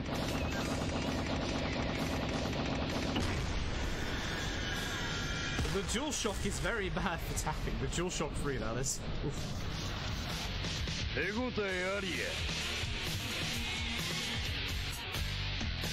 Also, for anyone wondering, I do speedrun the Yakuza series. I speedrun Yakuzas other than this. I currently speedrun every mainline entry other than 3, 4, and 5. I'm waiting for the HD remasters of 3, 4, and 5 in the West, which 3 just came out. So I need to spend some time routing that at some point. And as far as spin-offs go, I obviously speedrun this. I also, every so often, and I owe people a speedrun of this, I also speedrun Ishin. Which, if you've never played Yakuza Ishin, because obviously it's in Japan only, it's amazing. Unlike this, which is the opposite end of the is it good category, Ishin is phenomenal. I fully understand why Ishin doesn't come out in the West, but I swear, if it ever does, you'll love it. Ishin is amazing. Really amazing. So, we're now... basically, Ryuji blows open the gate and almost lets the zombies out, but the SDF come and plug up the hole, and Ryuji just doesn't care. He's angry at this point. Ryuji is looking for someone. Ryuji is looking for a man he calls Pops. Don't actually think is his actual dad, but he's a takoyaki car owner in Kamurocho. And we're currently going to that one building on the map that was marked that hadn't been destroyed yet, because it's in the quarantine zone. First of all, allow me to introduce you to Bob Utsunomiya A and Bob Utsunomiya B. Bob Utsunomiya B, give me that satellite laser. Thank you very much. If that satellite laser was still on Majima, we wouldn't be able to get it. So, thank you very much, Bob. The remasters will probably come to PC when they're all out. Like, because they're still obviously working on 4 and 5, so once they're all done, they'll probably get the port. Because they're clearly... 6 was called a PC version in their fiscal report 2 years in a row, so it's not a mistake. So a PC version of 6 exists, but they're clearly waiting to do it chronologically. Which is sensible. Very sensible. We're gonna equip the satellite laser real quick. I'm gonna go here because that guy on the left is a sub-story. I'm just gonna carry on. And if you don't know Kamurocho, which is the city we're in now, as you can see there, PixIV, advert, there's real places. And this is what I'm kind of like trying to get into, is that this Kamurocho in the Yakuza series is based off the real life Kabukicho, which is it's got certain few like red light districts, blah blah blah, but it's very, very accurately recreated. And a lot of the places in the Yakuza series are faithfully recreated, such as Sotenbori, which is like the real life Dotonbori in Osaka. Like, it's amazing how accurate to life these games actually are. You just there, it was legit. It's amazing, isn't it? It's genuinely amazing. Like, you could literally play these games and then not get lost in that specific segment. So we get here, everything is fine, and then the zombie that we see, or we haven't seen, but you see in the cutscene at the very start of Akiyama's story, breaks through the window and starts biting people. And they become zombies. Act surprised. So I'm going to try a little different strategy to go fast here. I haven't tried this before. There's one zombie in front of us that's kind of not next to all the other zombies, so he's kind of a pain to satellite laser, and it does hit sometimes. That works. He's actually still alive, so that doesn't work. Go away. No, in the future I'm just gonna satellite laser them.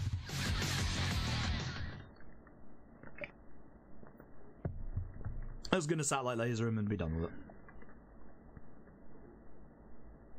So, we're gonna get a phone call. I can't actually remember what happens in the phone call, but I believe it's from Nikaido. Yes, it is. He says that he has Kiryu's, let's just call her his daughter, Haruka, and they're at a hostess club in the quarantine zone with his pops. So we're gonna go there. Unfortunately, whilst we were in that building for like a good 5-10 minutes, the quarantine zone expanded, and now it includes here. And also includes the Champion District. This is the Champion District. This is a very small collection of buildings, which is actually a little larger in this game, weirdly enough, to like kind of like let you like go around it because of obviously all the barricades and construction and stuff. But this is the Champion District. It's seen better days. In the Yakuza series, you can like go here for drinks, get a little drunk, etc. Just have a nice little cool time. There's usually in every... Oh, this is why I hate this place. There's Molotov zombies on every single rooftop. Every rooftop. This is Michiru. She works at one of the bars here. I want to say it was Earth Angel. Might be wrong on that. And her master is over there. So we're going to have to go and rescue him from, you know, burning alive in a zombie infestation, as you do.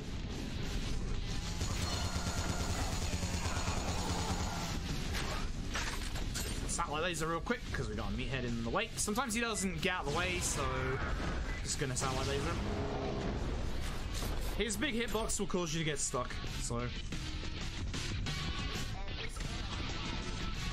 And here we go. So we've saved him.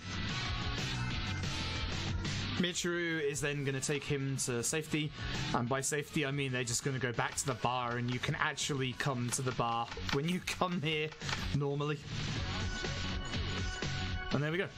So that's that done. Now we can leave. Slightly more distractions. So as I said earlier, there's a certain character who can actually go through the Chinese area called Little Asia.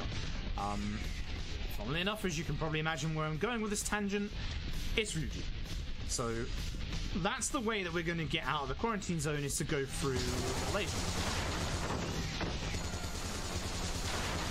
Move down, get the satellite laser out. Because we're going to have a whole bunch of zombies, some special infected on each side, and then some not special infected, who are going to knock us over and cause us to be delayed and probably get spat on by the terrorists. Like that. Not spitters, by the way.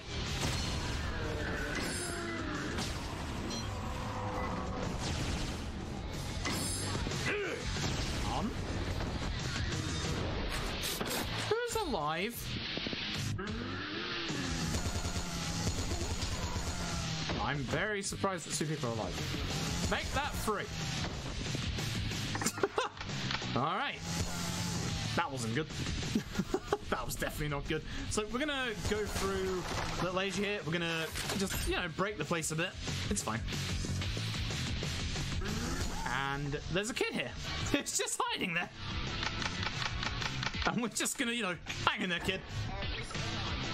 That is the quickest dialogue option. We're just gonna tell him to hang in there. He told us how to get out. Again, we're gonna satellite laser a whole bunch of zombies who are spawning in from the roof, I guess.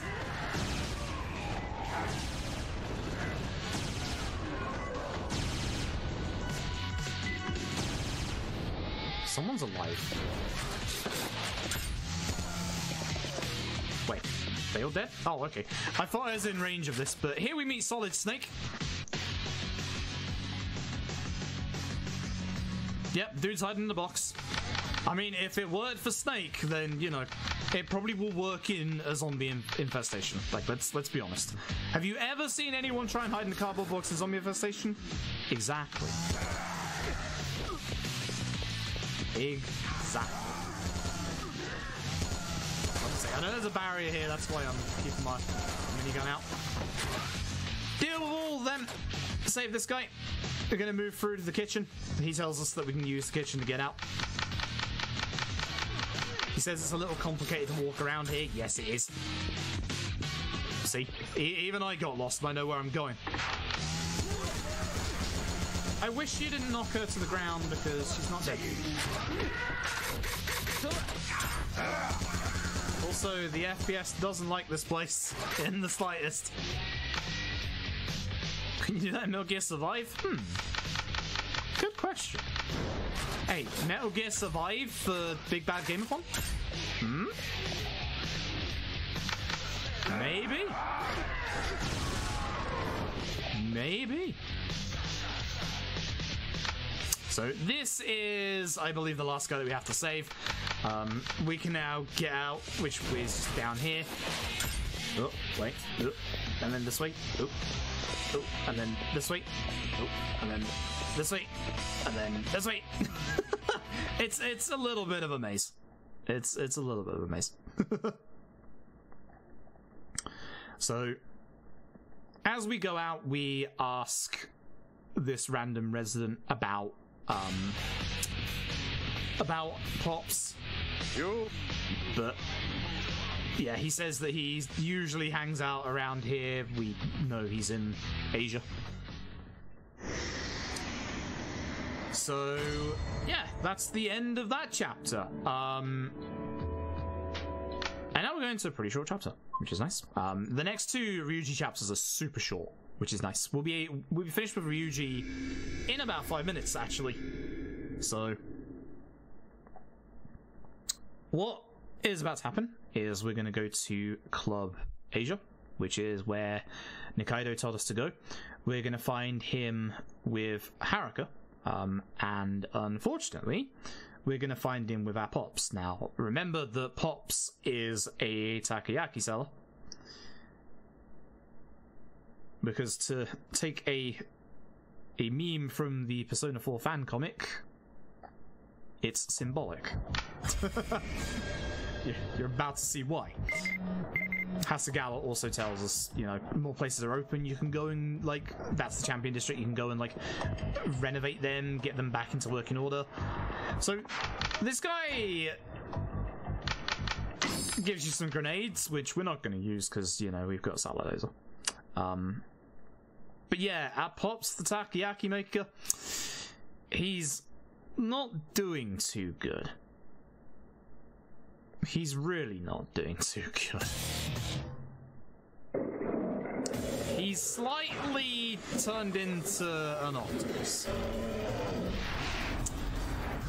That's not good. Oh yeah, that's Majima's whole stick is that he's absolutely pumped because it is a zombie apocalypse. He loves his zombie movies. Uh-oh, don't hit me. This boss is annoying. You can tell where the weak points are.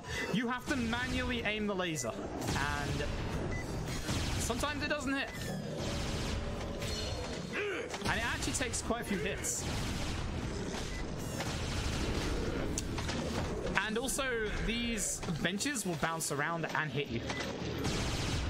It's actually going pretty slow. To the point where I'm gonna get out my Gatling gun, because it's gonna be faster at this point. That's bad, we're gonna be losing a bunch of time like this. I mean, I've weakened these arms enough, it's fine. Goodbye FPS. This is another reason to use the actual laser. And again, you can only really, like, break it when you hit the bits off of the arm.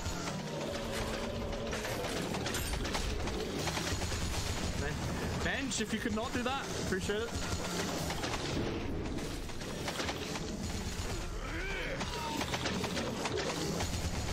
You only have to kill a certain amount. I don't... The heck? I've never seen this. This is a very, very bad boss fight. We're getting very bad RNG. We're getting very, very bad RNG. I'm going back to the laser. The laser actually locked on to Pops for some reason. Please get that one. Thank you. I only needed one more. That's the problem. That was a very, very bad boss fight. And it's not over yet. Even though we cut off some of its arms, much like an octopus, it grows them back. As you do. As you do. So we're gonna go into phase 2 of this fight. He's gonna jump into the floor. We have a little bit of a strat here where there's a specific point to stand on. It's a little hard to get it, and if you do get it, you'll just get this. Oh, please hit the satellite laser. This is all going wrong. GG. Pops is going to come down. You cannot kill Pops with the satellite laser. It has to be with the dragon arm. And it has to be a heat attack, and I missed the heat attack. Because I wasn't expecting to come out there with it. I was expecting to do the tentacle attack. So you do see a heat attack. And that is the unfortunate end of that Pops.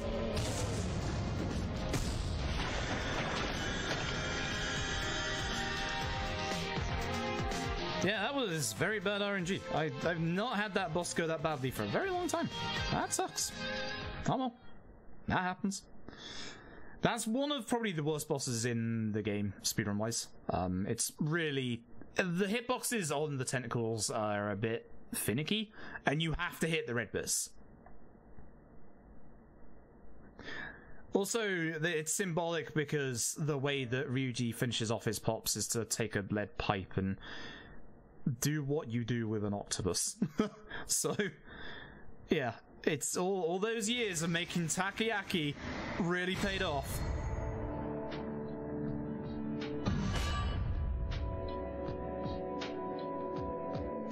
But hey, zombie octopuses, right? Like, that's pretty cool. So, we got one more chapter with Ryuji. Fun fact, I lost a minute and a half on that boss. That's how badly it went. Ouch. That's pretty bad. I was on world record pace. Gosh darn it. I don't think I can lay claim to world record when there's just me who speedruns this. That's not on. So, we're gonna do something a little dangerous here. What I used to do in the past was I used to get rid of the satellite laser before this fight, because it's technically a boss fight. It's not that big of a boss fight. Nikaido has taken Haruka and left with a person called BB. BB is a person that we don't know about yet, but they are the person who is responsible for the zombie outbreak. So what we're going to do is we're going to whip out, obviously, the satellite laser. Still counts. Okay, excellent. Every PB is a world record, not wrong. We've actually had a surge of like new Yakuza runners lately, which is nice. Not all the games are this long. The quickest is Kiwami 2, which is a sub 147 now, actually, I think. I can't remember what we did the other day. Ow! He's going to throw that barrel at me and it's going to hit me and I'm going to get upset. Yep. Goodbye FPS. So I'm going to get rid of the definitely not liquors first. Then I'm going to get rid of the satellite laser so that we can get it on the next character, because the next character has obviously their chapter and goodbye FPS again. And also the finale. It's short for Big Bad Game-a-Thon. I like it. I don't think they ever expand on what the BB stands for, but I like it. So, thanks to that, we can now get the satellite laser on the final character, who is going to be the character that we use for the rest of the game. It only took us about 2 hours to get to this point. Now, if you've played the Yakuza series before, there's a name you might recognize. Nagahama mentioned him earlier. He goes by the name of Kazuma Kiryu, the long-term standing protagonist of the entire Yakuza series. It would not be a Yakuza game to this point without playable Kiryu. So, there's one other thing that I really like about Dead Souls.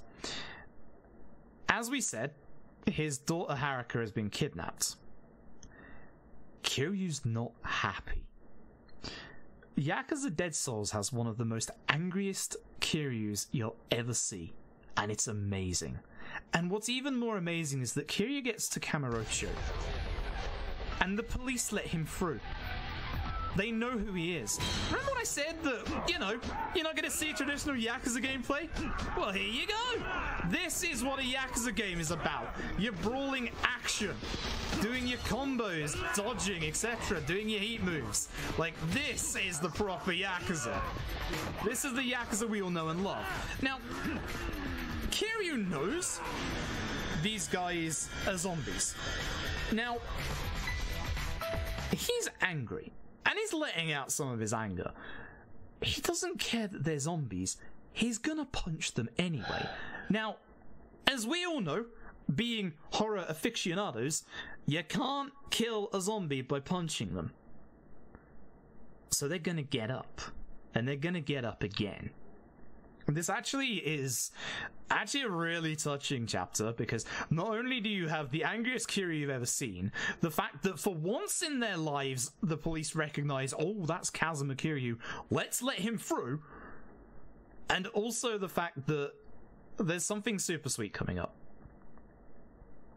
There's something super, super sweet coming up. But this is the one chapter in the game that you will be using the traditional Yakuza brawling fighting style. Because obviously it doesn't work on zombies. Although you think with how brittle zombies are, like a punch or two would take off a limb, right? Right? You think that. And of course, Kiryu's not going to get bit by any zombies, you know? Yeah, for those who haven't played the Yakuza series, Kiryu is a legend. He is the fourth chairman, the ex-fourth chairman of the Tojo clan. So Daigo is the sixth. The fifth is Terada. If you want to see Terada, go play Yakuza 2. Or more importantly, go play Yakuza Kiwami 2. Again, you should play Yakuza 0. If you've never played a Yakuza game, it's more like this and not the zombie shoot 'em up, and you should go get Yakuza 0. It's amazing. But Kiryu's nickname is the Dragon of Dojima. He used to be a member of the Dojima family a long time ago. And Kiryu, being obviously a long-term protagonist of the Yakuza series, you can imagine he's done some things. He's pretty cool. Yeah, Kiryu's punched tigers, for example. Like, Kiryu is very, very cool. So we're going to go through and find out this civilian who's in distress. We're with Asagi. She is a SDF member. Now, unfortunately, we know who this civilian in distress is because we met him a long time ago with Akiyama. The civilian who is in distress is Nagahama, and he finally gets to see his hero, Kazuma Kiryu, and unfortunately becomes a zombie. So what we're gonna do is we're gonna intentionally do a triple light into a strong combo and then kick Nagahama when he's down so that he gets his health back and gets up faster. We need to knock him down a few times. You can also do a 4-hit. You can't do a 2-hit into a strong because it will not kill, or it will not get Nagahama's HP down enough. So, all this time, Asagi has been trying to get Kiryu to use a gun. But Kiryu said even though they're zombies, they used to be people. And it's Nagahama saying, you know, you're my hero and everything, and then turning into a zombie that makes Kiryu finally realize, okay, enough is enough. And Kiryu accepts the pistol from Asagi and shoots Nagahama to put him out of his misery as a zombie. So Kiryu at this point is now very angry and very sad. It's an interesting combination, and you don't want an angry Kiryu coming after you. So we're gonna deviate from my old route a little bit here. What I used to do is, this is the one and only time that you're in Kamurocho with Kiryu before the finale. So what I used to do was I used to only get the satellite laser in the finale, but we're gonna go get it now. We still have like 50 minutes of this game left, by the way. You've seen nothing yet. So here comes Hasegawa. Kiryu's gonna get a little angry at Hasegawa because Hasegawa is treating the zombies like zombies, whereas Kiryu's like, you know, they used to be human, they have souls, you know, and yeah. But Hasegawa still wants us to do her missions for her, but we're not gonna do that. So we're gonna go get the satellite laser. It's gonna take us an extra like minute and a half to 2 minutes out of our usual place. That was the karaoke place we just passed. Best place in the karaoke in the Kamurocho. And it moved in the new engine as well. It went over to Nakamichi Street. You do go off in to do Minigame Master. Minigame Master trophy is only in Yakuza 3, thankfully. They were sensible enough not to try that again with any of the other Yakuzas.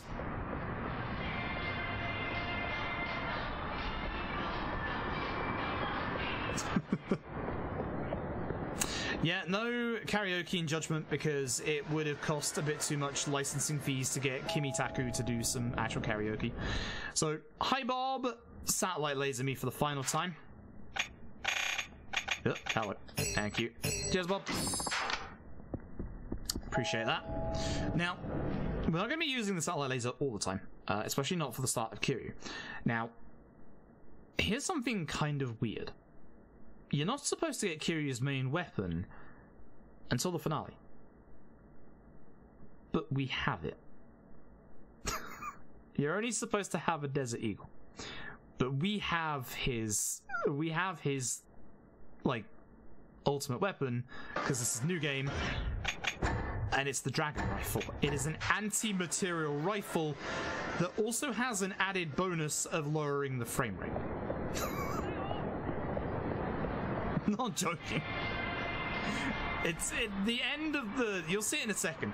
The end of the anti-material rifle is kind of glowing and smoking, and it just lowers the frames every so often.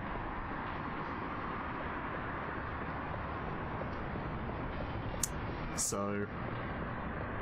yeah, we're just gonna go back in. We're gonna go and try and find out what's going on.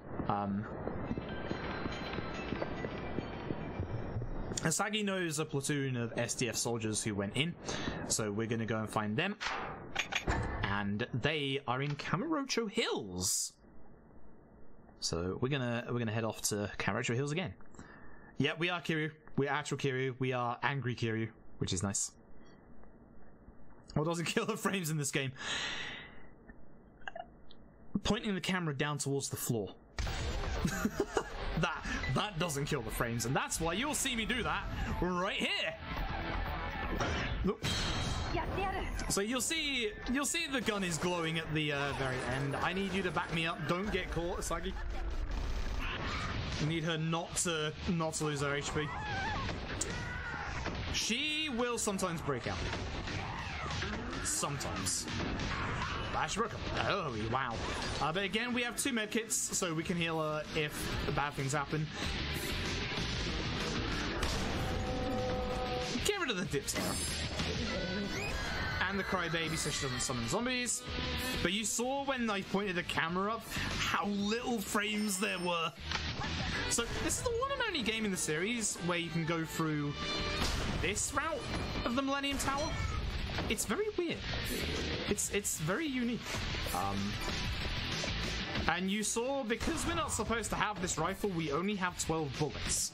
So we've got to be very careful with the amount of zombies that we kill coming through here.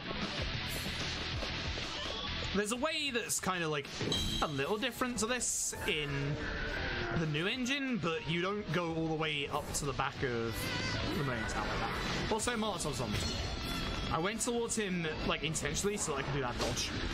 He hit me! Wow! That was rude. This place that we're walking past right here, that is Ryugujo, that is the Dragon Palace. That is a place for the homeless. It is a gambling hall again. Has your traditional Japanese gambling places. This is the hot springs that we're passing. You can have a nice aromatherapy massage. That hermit was just rolling into the side of that place. Don't ask. And thankfully we can get ourselves some ammo here. I want to take care of this crybaby before she summons zombies. Please get out of the way, zombie. Thank you. And we're going to grab some anti-material ammo. Even though you don't get the anti-material rifle until the finale, you can get the ammo here. So that's pretty nice. And we actually, even though we don't get the anti-material rifle until the final chapter, we get a little chance to use a different kind of rifle in a little bit.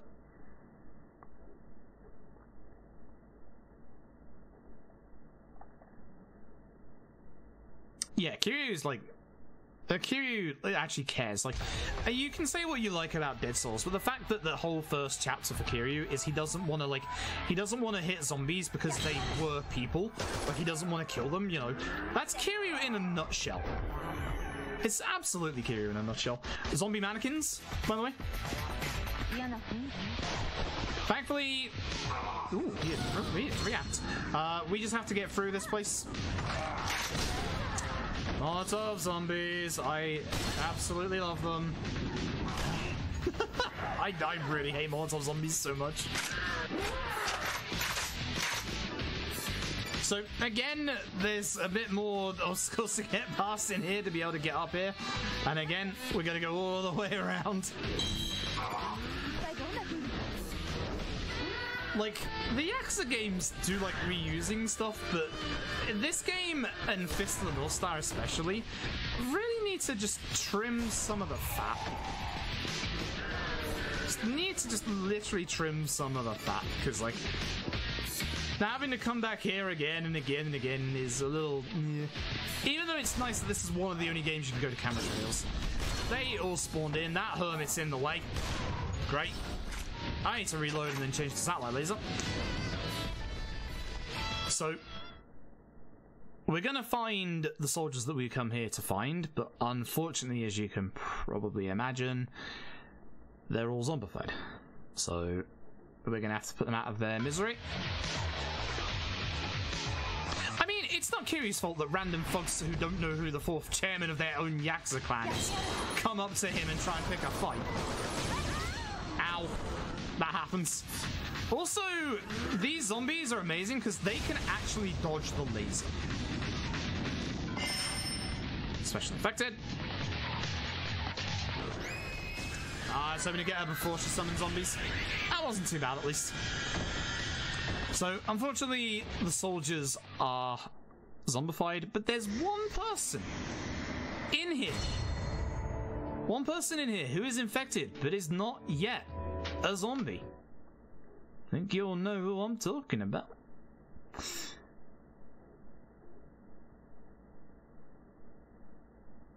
Molotov zombies throw Molotovs. I wish they didn't. I really, really wish they did not.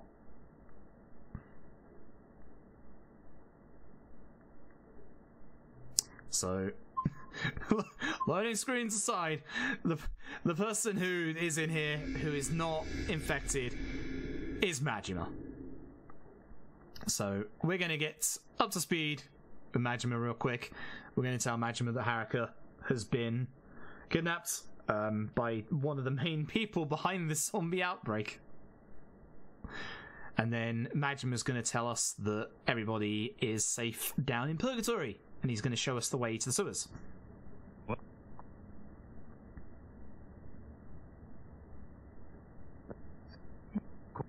Yep. Thanks, Majima. So, we're going to get a little bit of segment where we have to go to the sewers with Majima. Or the entrance to the sewers with Majima.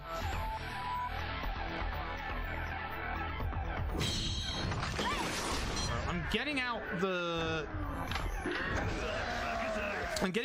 rifle on purpose, and I'm also setting them to attack also on purpose.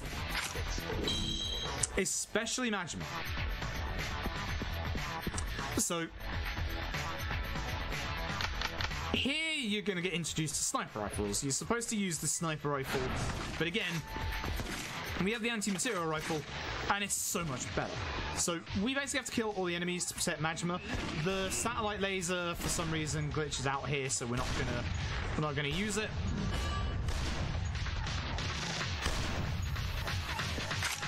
I don't need to reload, but I did. I can't believe that missed. Wow. I am a very good COD player. I always use sniper rifles. Yeah, no. we don't use snipers in video games. So now we just have to leave. We don't have to kill everybody this time. Hey, Molotov zombies, great. And now when we're out here, we have to kill all of the zombies. So they're gonna spawn quite a lot here.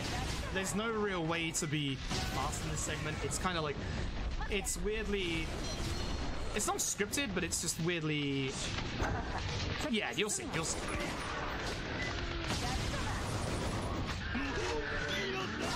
So just going to take care of as many zombies as we can, and obviously, hello, special infected. They like spawn over here, for example. As you can see, they're just falling from the sky. That guy dead, otherwise they're not going to spawn over there. So you'll see with these ones by the truck, you can see them coming in from the truck.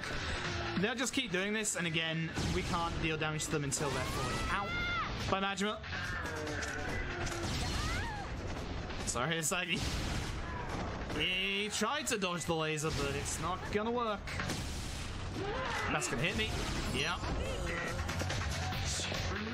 Hi.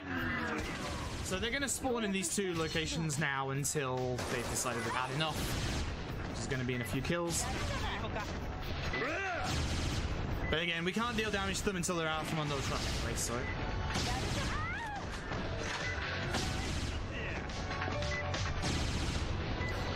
Thanks, Majima. Thanks, Majima. That's the last one. So, Majima shows us the entrance to the sewers, the way to go to Purgatory, which, if you remember how we got there with Majima, we're going to do exactly the same thing. Majima is going to go off really sad. He doesn't tell us that he's infected, but he implies it, and obviously we know that he is infected, so... Poor Majima's just gonna go roam Kamurocho until he turns, unfortunately.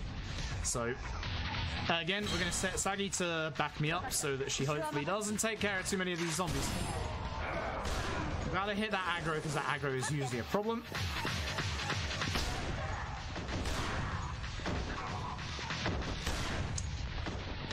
And as you can probably imagine, there are now Molotov zombies down here. Oh, that's not good.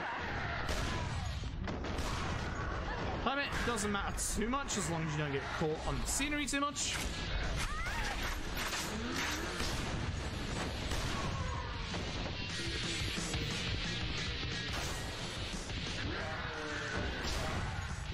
This is fine because we're at the very end anyway.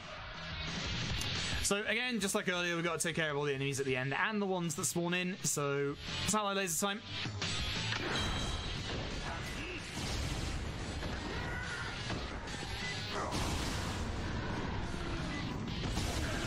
Hermit managed to not die there.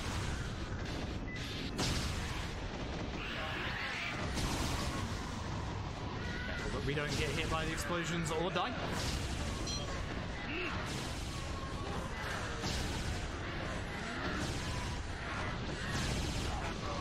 Why am I not locking onto this guy? That's impressive.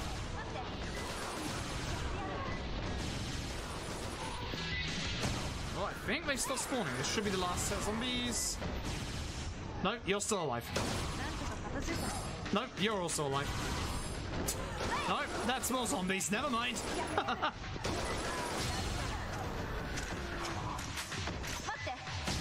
I think some good item drops here, actually. Some of these item drops would be good for selling to Kamiyama, and then obviously upgrading weapons. We'd be getting a normal rifle on Kiryu if we didn't have either the satellite laser or the anti-material rifle early. Got us some sass.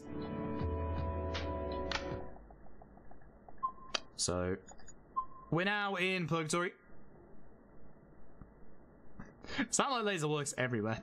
It's super weird. It's just like, it's okay. Just it's magic. Just imagine it's fine.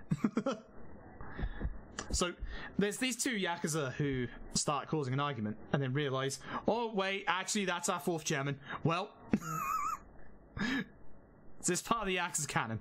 No, absolutely not. If you want to slot it in somewhere, it's between 4 and 5, but it's not canon. It's absolutely not canon. So, we meet an exceptionally familiar face. It's good old Akiyama.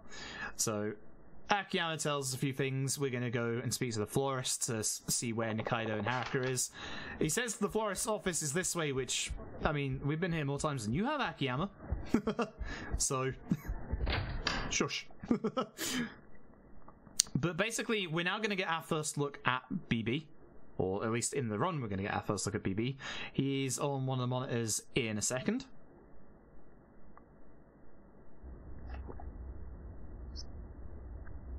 That's him on the bottom left monitor, on the right. He is the one pulling the strings.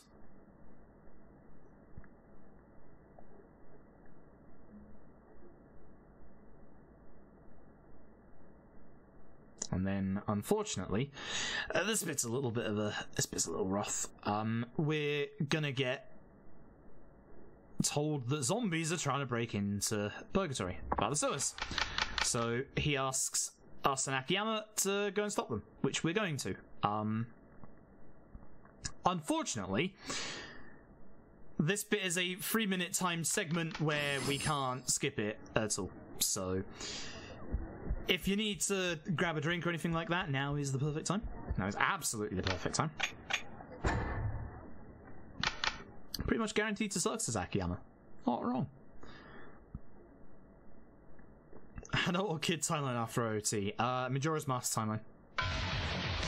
Oh no, he gets eaten by a Re-Dead. That also works. So, we're just gonna, as you can probably imagine, Akiyama? Stand here and just spam satellite laser for 3 minutes!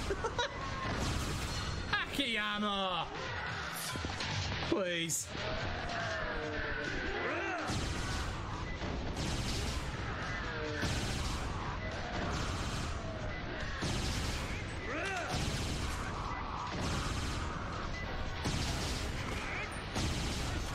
Yeah, there's not a lot to say here, unfortunately. It is literally this for 3 minutes.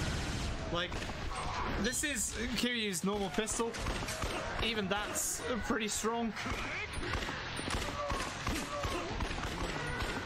Not super strong, but pretty strong. Can still take people out in a headshot. Of course, the dragon rifle.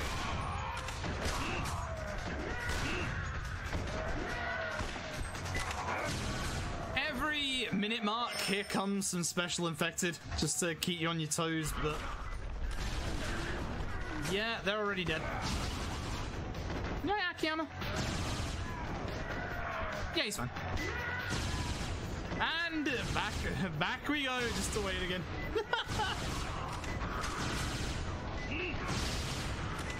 Yeah, the laser doesn't do friendly fire, thankfully. Unless you're a barricade at the front entrance of Kamurocho Hills.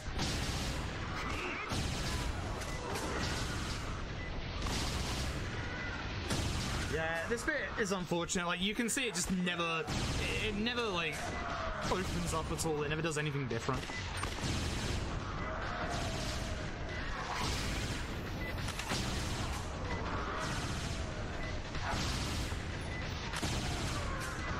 Like, the zombies always spawn in the same time after you kill them the first time, and in the same places, and then at the minute mark, here comes special infected. This is the last wave. I'm gonna hit Akiyama again. I'm not careful.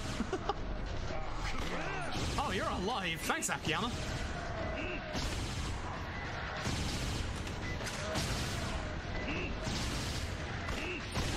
But this is the last kind of monotonous thing that we do in the game, thankfully.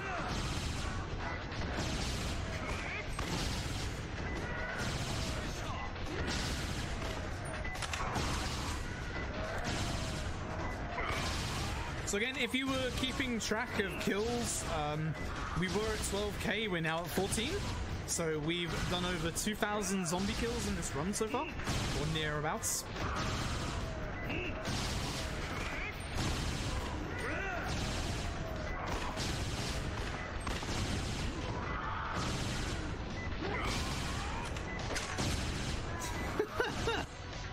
Alright, and there we go. So we now are going to leave Purgatory. Now the place is safe, even though, as you're about to see, the place isn't exactly what I would call safe. Yeah, there's still zombies everywhere. So we're just going to run through because we can exit immediately. There is a meathead up here that I hope... No, don't hit me. Nice. Okay, good. Satellite laser. I need satellite laser out before we go out here, because here comes a boss.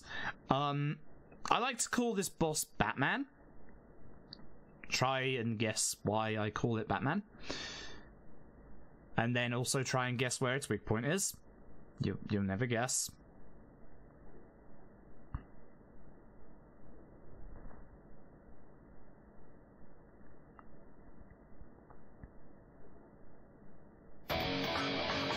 So this is who I lovingly call Batman.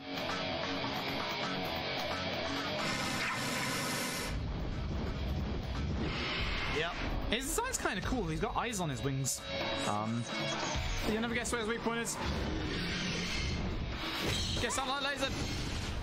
So this boss actually has a quick kill to it. I missed. Good. So we have to be very careful here. Oh no, I'm gonna have to aim. I'm gonna have to aim. Oh, cool. So it's not too bad with the laser. If we were doing this casually without the anti-material rifle, we would have to use a assault rifle, and you'd have to hit the weak point on his chest to stagger him so that he never like lands. If he lands, he calls in a bunch of zombies and then flies off again and starts like spitting at you.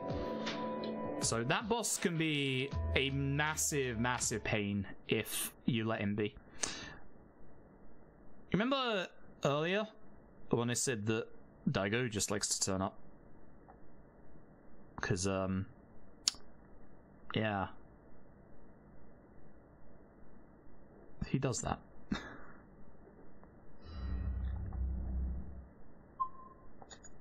So that's the end of Kiryu's third part, or third chapter. Now comes his last chapter, which, oh boy, oh boy.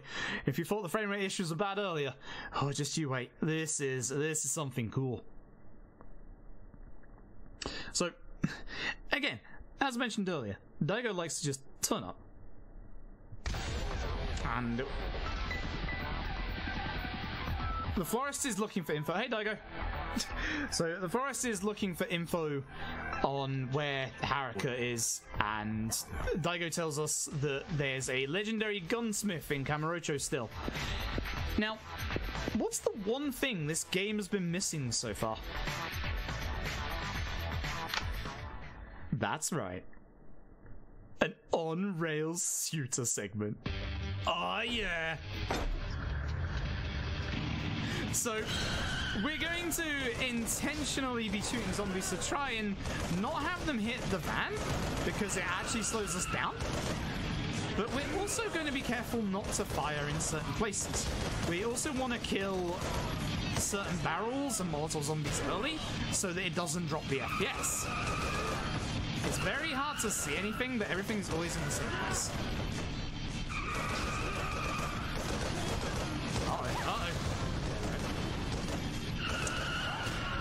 Now note it has a HP bar, and this is really hard on later difficulties. It is really hard. So we destroyed a few barrels, we've got a few Molotov zombies coming up here.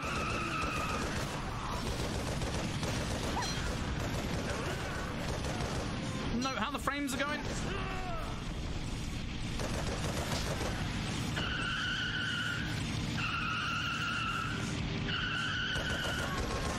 Say Mahjong, I wish we had Mahjong. Be careful, because the guy at the end is Molotov. Try to get with him. So the road out is blocked. Need to find another way.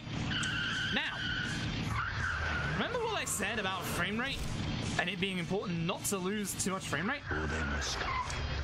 Yep, it's one of these, and look how low the frames are. We're gonna try and break off its armor now before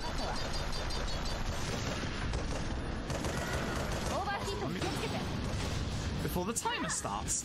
I'm just gonna demonstrate this. Watch the timer real quick.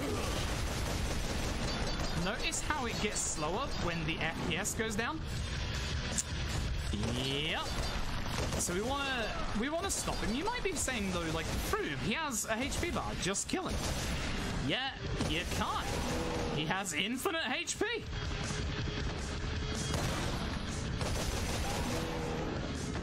Literally infinite HP. So this is pushing him back every so often. He has to walk forward a little bit. And we're just going to do short bursts so that we don't lose too many frames and too much time.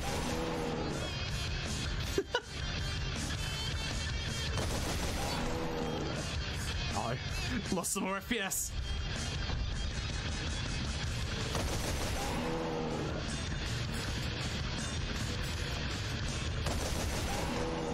And once the timer is eventually up,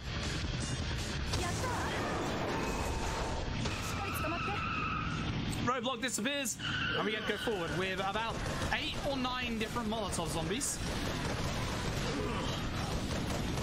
And explosive barrels. Yup. Oh, didn't get it. We're gonna go back. Goodbye, frames.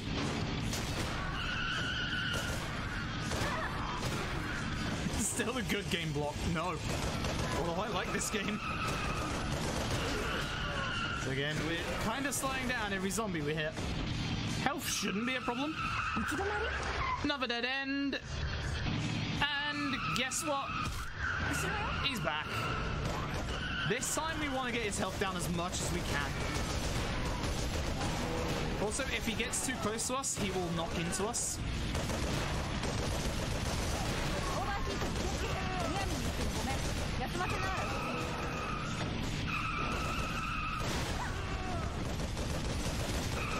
So we want to deal as much damage as we can here. Go.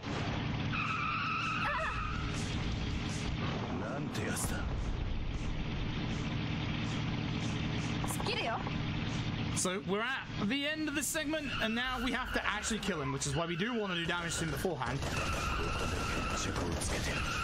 Do not throw explosive barrels towards me, that's rude. It's random whether it's an explosive barrel or... Hello? Or a rock. Please don't throw Molotovs at me, that gets rid of the frame rate even more.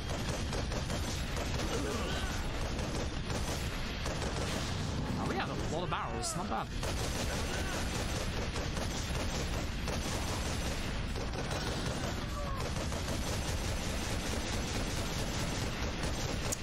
Goodbye, frames.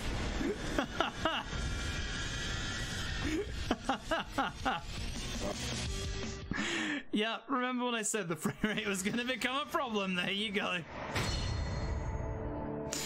That is the end of Kiryu's chapter.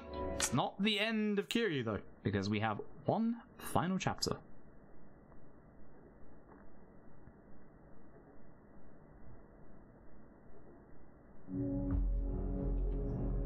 This game have any insane Yakuza charm? Oh yes. Oh yes.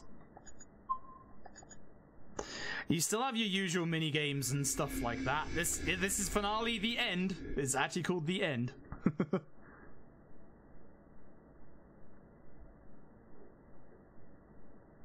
Like you'll be seeing some really cool QTs at some point soon. So this is the gunsmith. This is the guy who made Ryuji's arm. Like we don't know why Ryuji lost his arm, but we know that this guy made it. And then with Kiryu, he's gonna give us our anti-material rifle. The interesting thing is,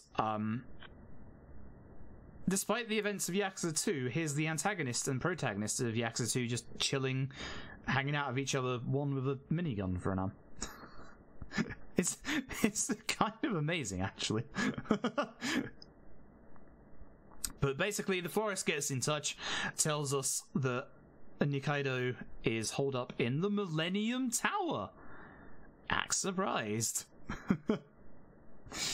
Poor Majima is waltzing around Kamurocho, infected, doesn't know what to do with himself, and then comes across the most Majima idea you could ever think of. He's going to sweat the infection out in the sauna. Yeah, the original name is Ryuga Gotoku of the End, so the finale has like a double meaning. So good old Majima's off to the sauna. In the middle of a zombie infestation, you know? Just as you do. Akiyama is doing things. Now, again, usually I'd go and get the satellite laser here in the finale, but we already have it, so we can just go straight there. Double confirmation. That is your point of no return. Now, here's the weird thing. That's not where the game gives you the point of no return. The game gives you the point of no return when it's far too late. Now, that point of no return, I have a safety save there. Because my Yakuza Dead Souls... Molotov zombies, by the way. Yakuza Dead Souls... We have a little bit of a history together. Now, there's potentially a big problem. There is a cutscene in this game. Wow. There is a cutscene in this game, and it's coming up in the finale, where the game will soft lock. The cutscene will start playing. You'll hear the audio, but you won't be able to see any visuals at all. I don't know why I can get through there. Now, the trouble is, once that cutscene is finished playing, the game will hard lock. And during that hard lock, my console will crash. And it's a very bad crash, because lately, that crash has been happening every time I start the game up. So I'm really hoping that that crash doesn't happen during this run. If it does, I have a safety save, so, you know, we can carry on exactly where we left off. But, yeah, it's not good. It's really not good. Who's alive there? What the heck? How are you alive? So that's another pleasant, like, positive towards Yakuza Dead Souls. It causes my console to crash and break. I think it's actually my PS3. I think it's probably my PS3 is dying, but it only started doing that after the Dead Souls crashes, so every crash is probably killing my PS3. So it would be nice if we don't get the crash in the finale, but if we do, I do have the safety save, so we should be fine. And it's random if it happens, but it seems to be related to the frame rate, would you believe it? So again, we're just gonna head through to the lobby here. We're gonna go up to the top floor, and we're gonna go and get Harry. And yes, more Molotov zombies, because why not? I absolutely hate Molotov zombies with an absolute passion. I was hoping Ryuji would kill the last zombie. He did not. So we're going to take the lift. We're going to go as high as we can, which isn't the highest we can actually go. We're off back to Majima's office.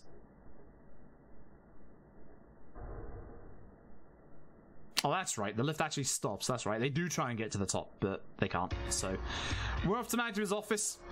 We're gonna manually walk up. We're gonna switch to the dragon rifle, because the dragon rifle is a lot better at just like running gunning. So take care of that aggro, or not. Wait, you go. Say hello to 2 Molotov zombies in the doorway. Thanks, Yakuza Dead Souls.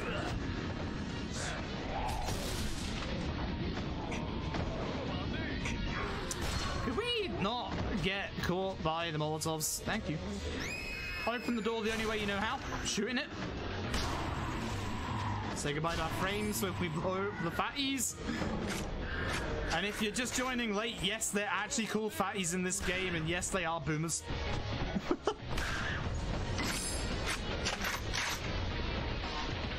And yes, those are jockeys.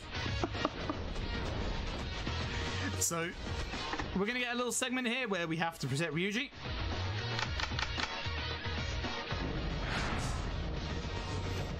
So we're just obviously gonna satellite laser everybody who tries to get past.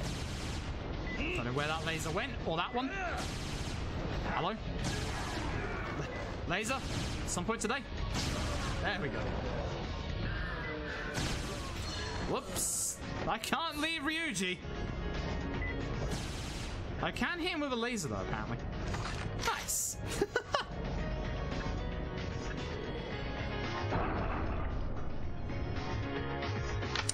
So, off we go. In this room is a railgun. You can use the railgun if you like. In the any percent, we would. Not in new game. And here is Majima's office.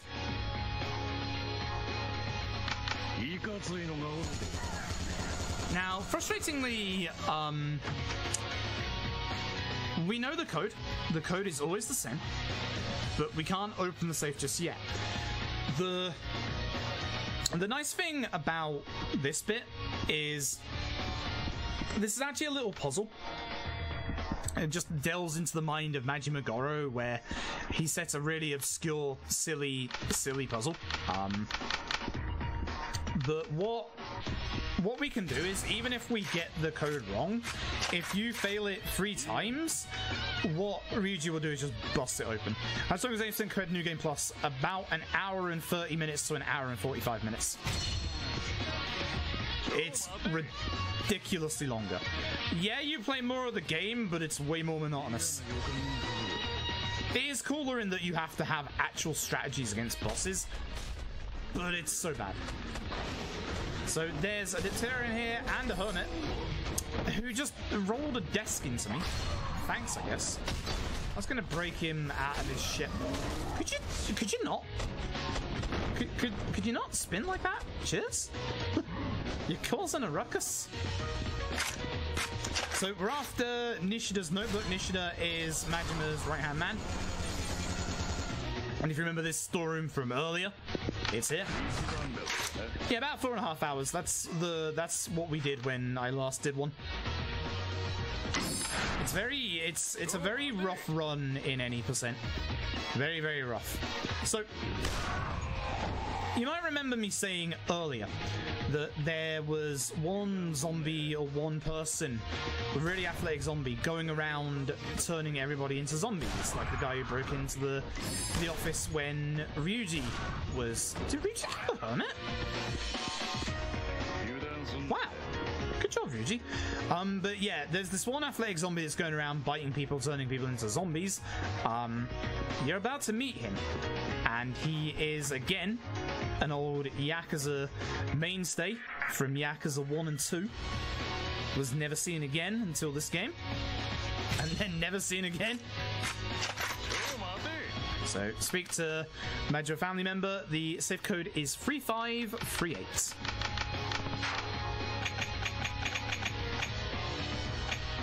Wait, I'm stupid. I said 3538. Froob. Please. Please. That's not a 3, it's a 5. So, if Ryuji has to break into the safe, you don't get the healing items. The healing items don't matter, but again, it's a lot quicker just to do the safe code.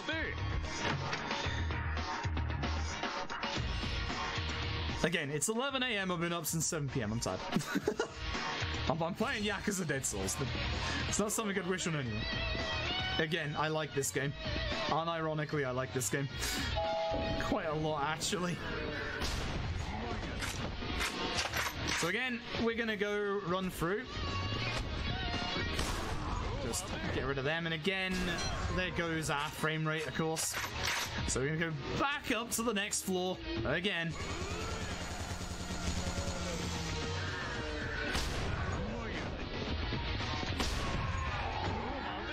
And here we go. Say hello. The cutscene that could cause the console crash is coming up after this fight. Say hello to a guy called Hayashi. If you played Yakuza 1 and 2, you'll know who he is. He is a very athletic zombie.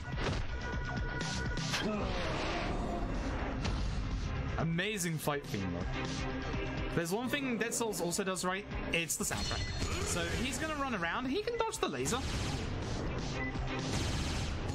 He's actually doing a very good job dodging laser. So when we do enough hits, some nice flowers on the wall. Except, wait, those are grenades.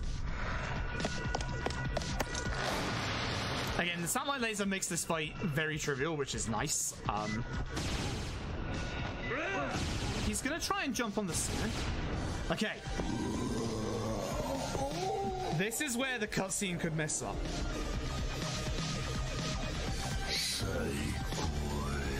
So he keeps going around saying sweet death and like wonderful. The zombie serum that turns them into zombies is an aphrodisiac. So I'm intentionally giving this a few seconds to potentially load up the next cutscene so that it doesn't crash. We need visual. Give us visual. Yes. Okay, good. We're good. We should be good. Basically, that cutscene there, you'll get audio, but no visuals. And then what will happen is it will soft lock, then it will hard lock, then it will crash the console. And it's consistent at doing that. That's the scary part. The nice thing is, we're about to get the game's this is the point of no return, even though the point of no return was about 10-15 minutes ago. So, yeah. So, yeah, there you go. You will not be able to turn back past this point. No, that was literally 15 minutes ago. Like, the weirdest point of no return I've ever seen. The Yakuza games, bar original 1 and 2, and 3, are very good at letting you know, hey, this is it. This is the point of no return. Dead Souls is so weird. Dead Souls is just like, hey, it's the point of no return. No, it's not. But the safety save I've got is like literally right there. So now we're going to go up to the roof.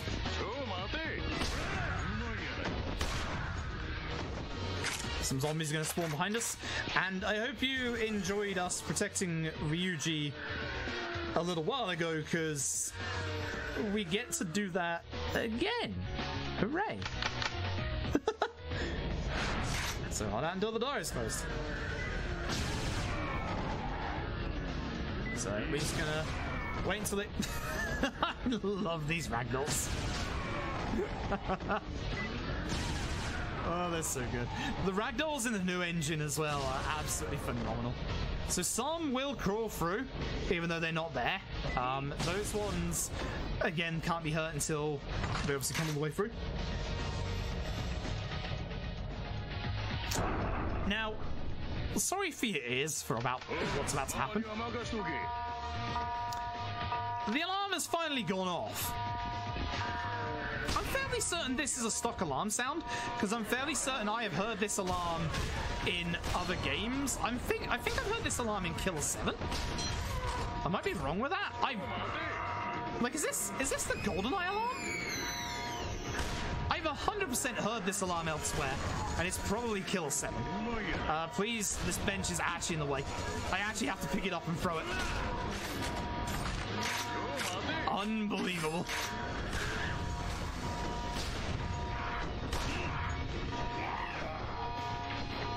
Not GoldenEye? I definitely... Oh, the frame rate. I've definitely heard it in a game, and I keep thinking Killer 7. So, I don't know. So, we're just gonna shoot through Ryuji to turn off the alarm. And it's a really weird segment, because that's it. Let's go and fight the final few bosses.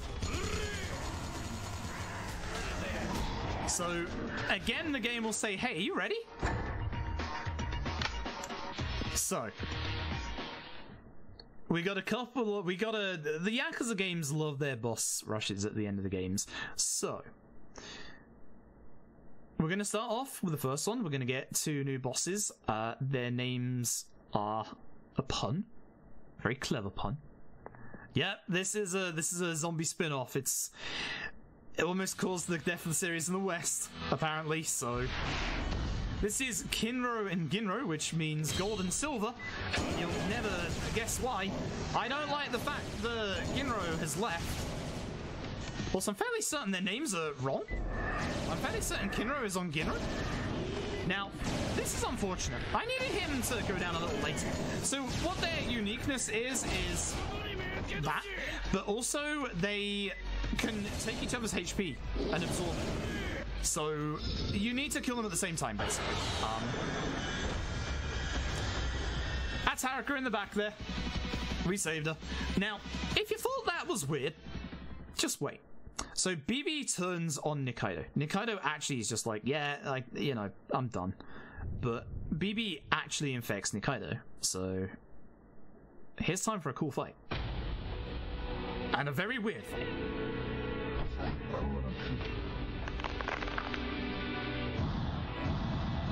Yes, he is literally like Neo from the Matrix.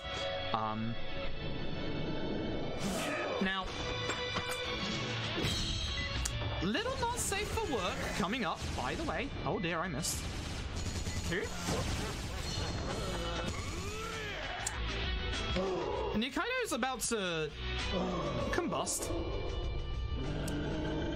His blood's about to go everywhere. And he's about to create skinless blood zones. No, I don't understand why either. But there's his heart. It's a big old eel. It's behind me, isn't it? What a stroke of luck. I despawned because I'm too close. So you can't use the laser here. You have to use the anti-dragon rifle. And that's the end of Nikaido. Except the timer hasn't stopped yet. It's not Nikaido. It's not over yet. You can't have a Yakuza game without the Millennium Tower getting destroyed in some fashion. Say hello to the final boss, Nikaido's final form.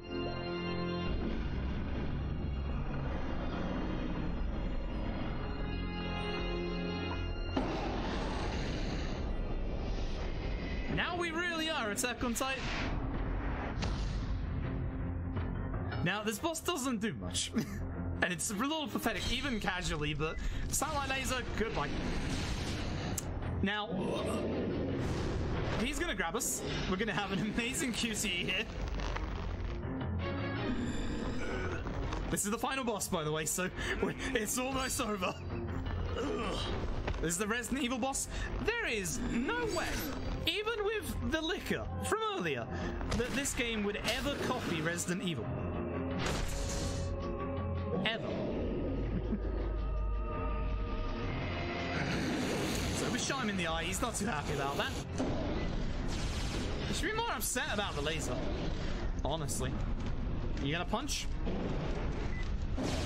Oh. It definitely wouldn't copy Resident Evil and give you a helicopter that sends you a rocket launcher.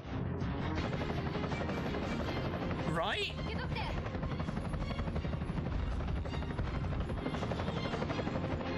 Actually, right, these are grenades. I can't believe that you would insinuate that this game would just copy Resident Evil like that. Like, how dare you? This game would never, like, copy other horror tropes from other games. How dare you? He always punches you here. Lob another one. Lob another one in there. He's regenerating health, by the way. Why isn't it working?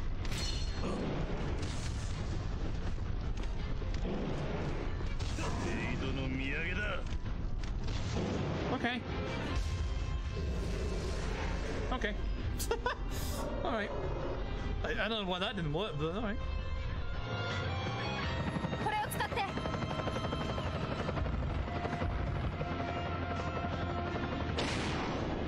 Oh wait, just kidding! It's totally Resident Evil!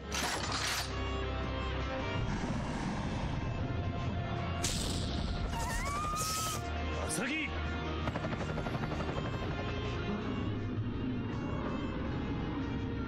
One final shot and one final absolutely amazing QTE.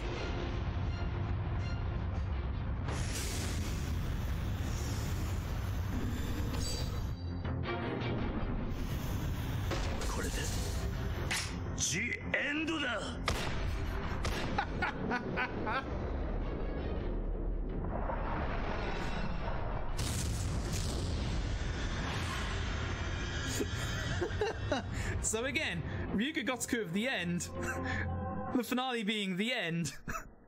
nice little way to end things off with that. Yeah, it has the Yakuza charm. It's not that great of a game, but there you go. That's pretty much Yakuza Dead Cells. That's it. Yeah, if you want to play the Yakuza games, you should go and buy Yakuza 0 and play that instead. But yeah, thank you all very much for watching. Thank you for allowing me to run this. I hope you enjoy the rest of the marathon. Thank you very much.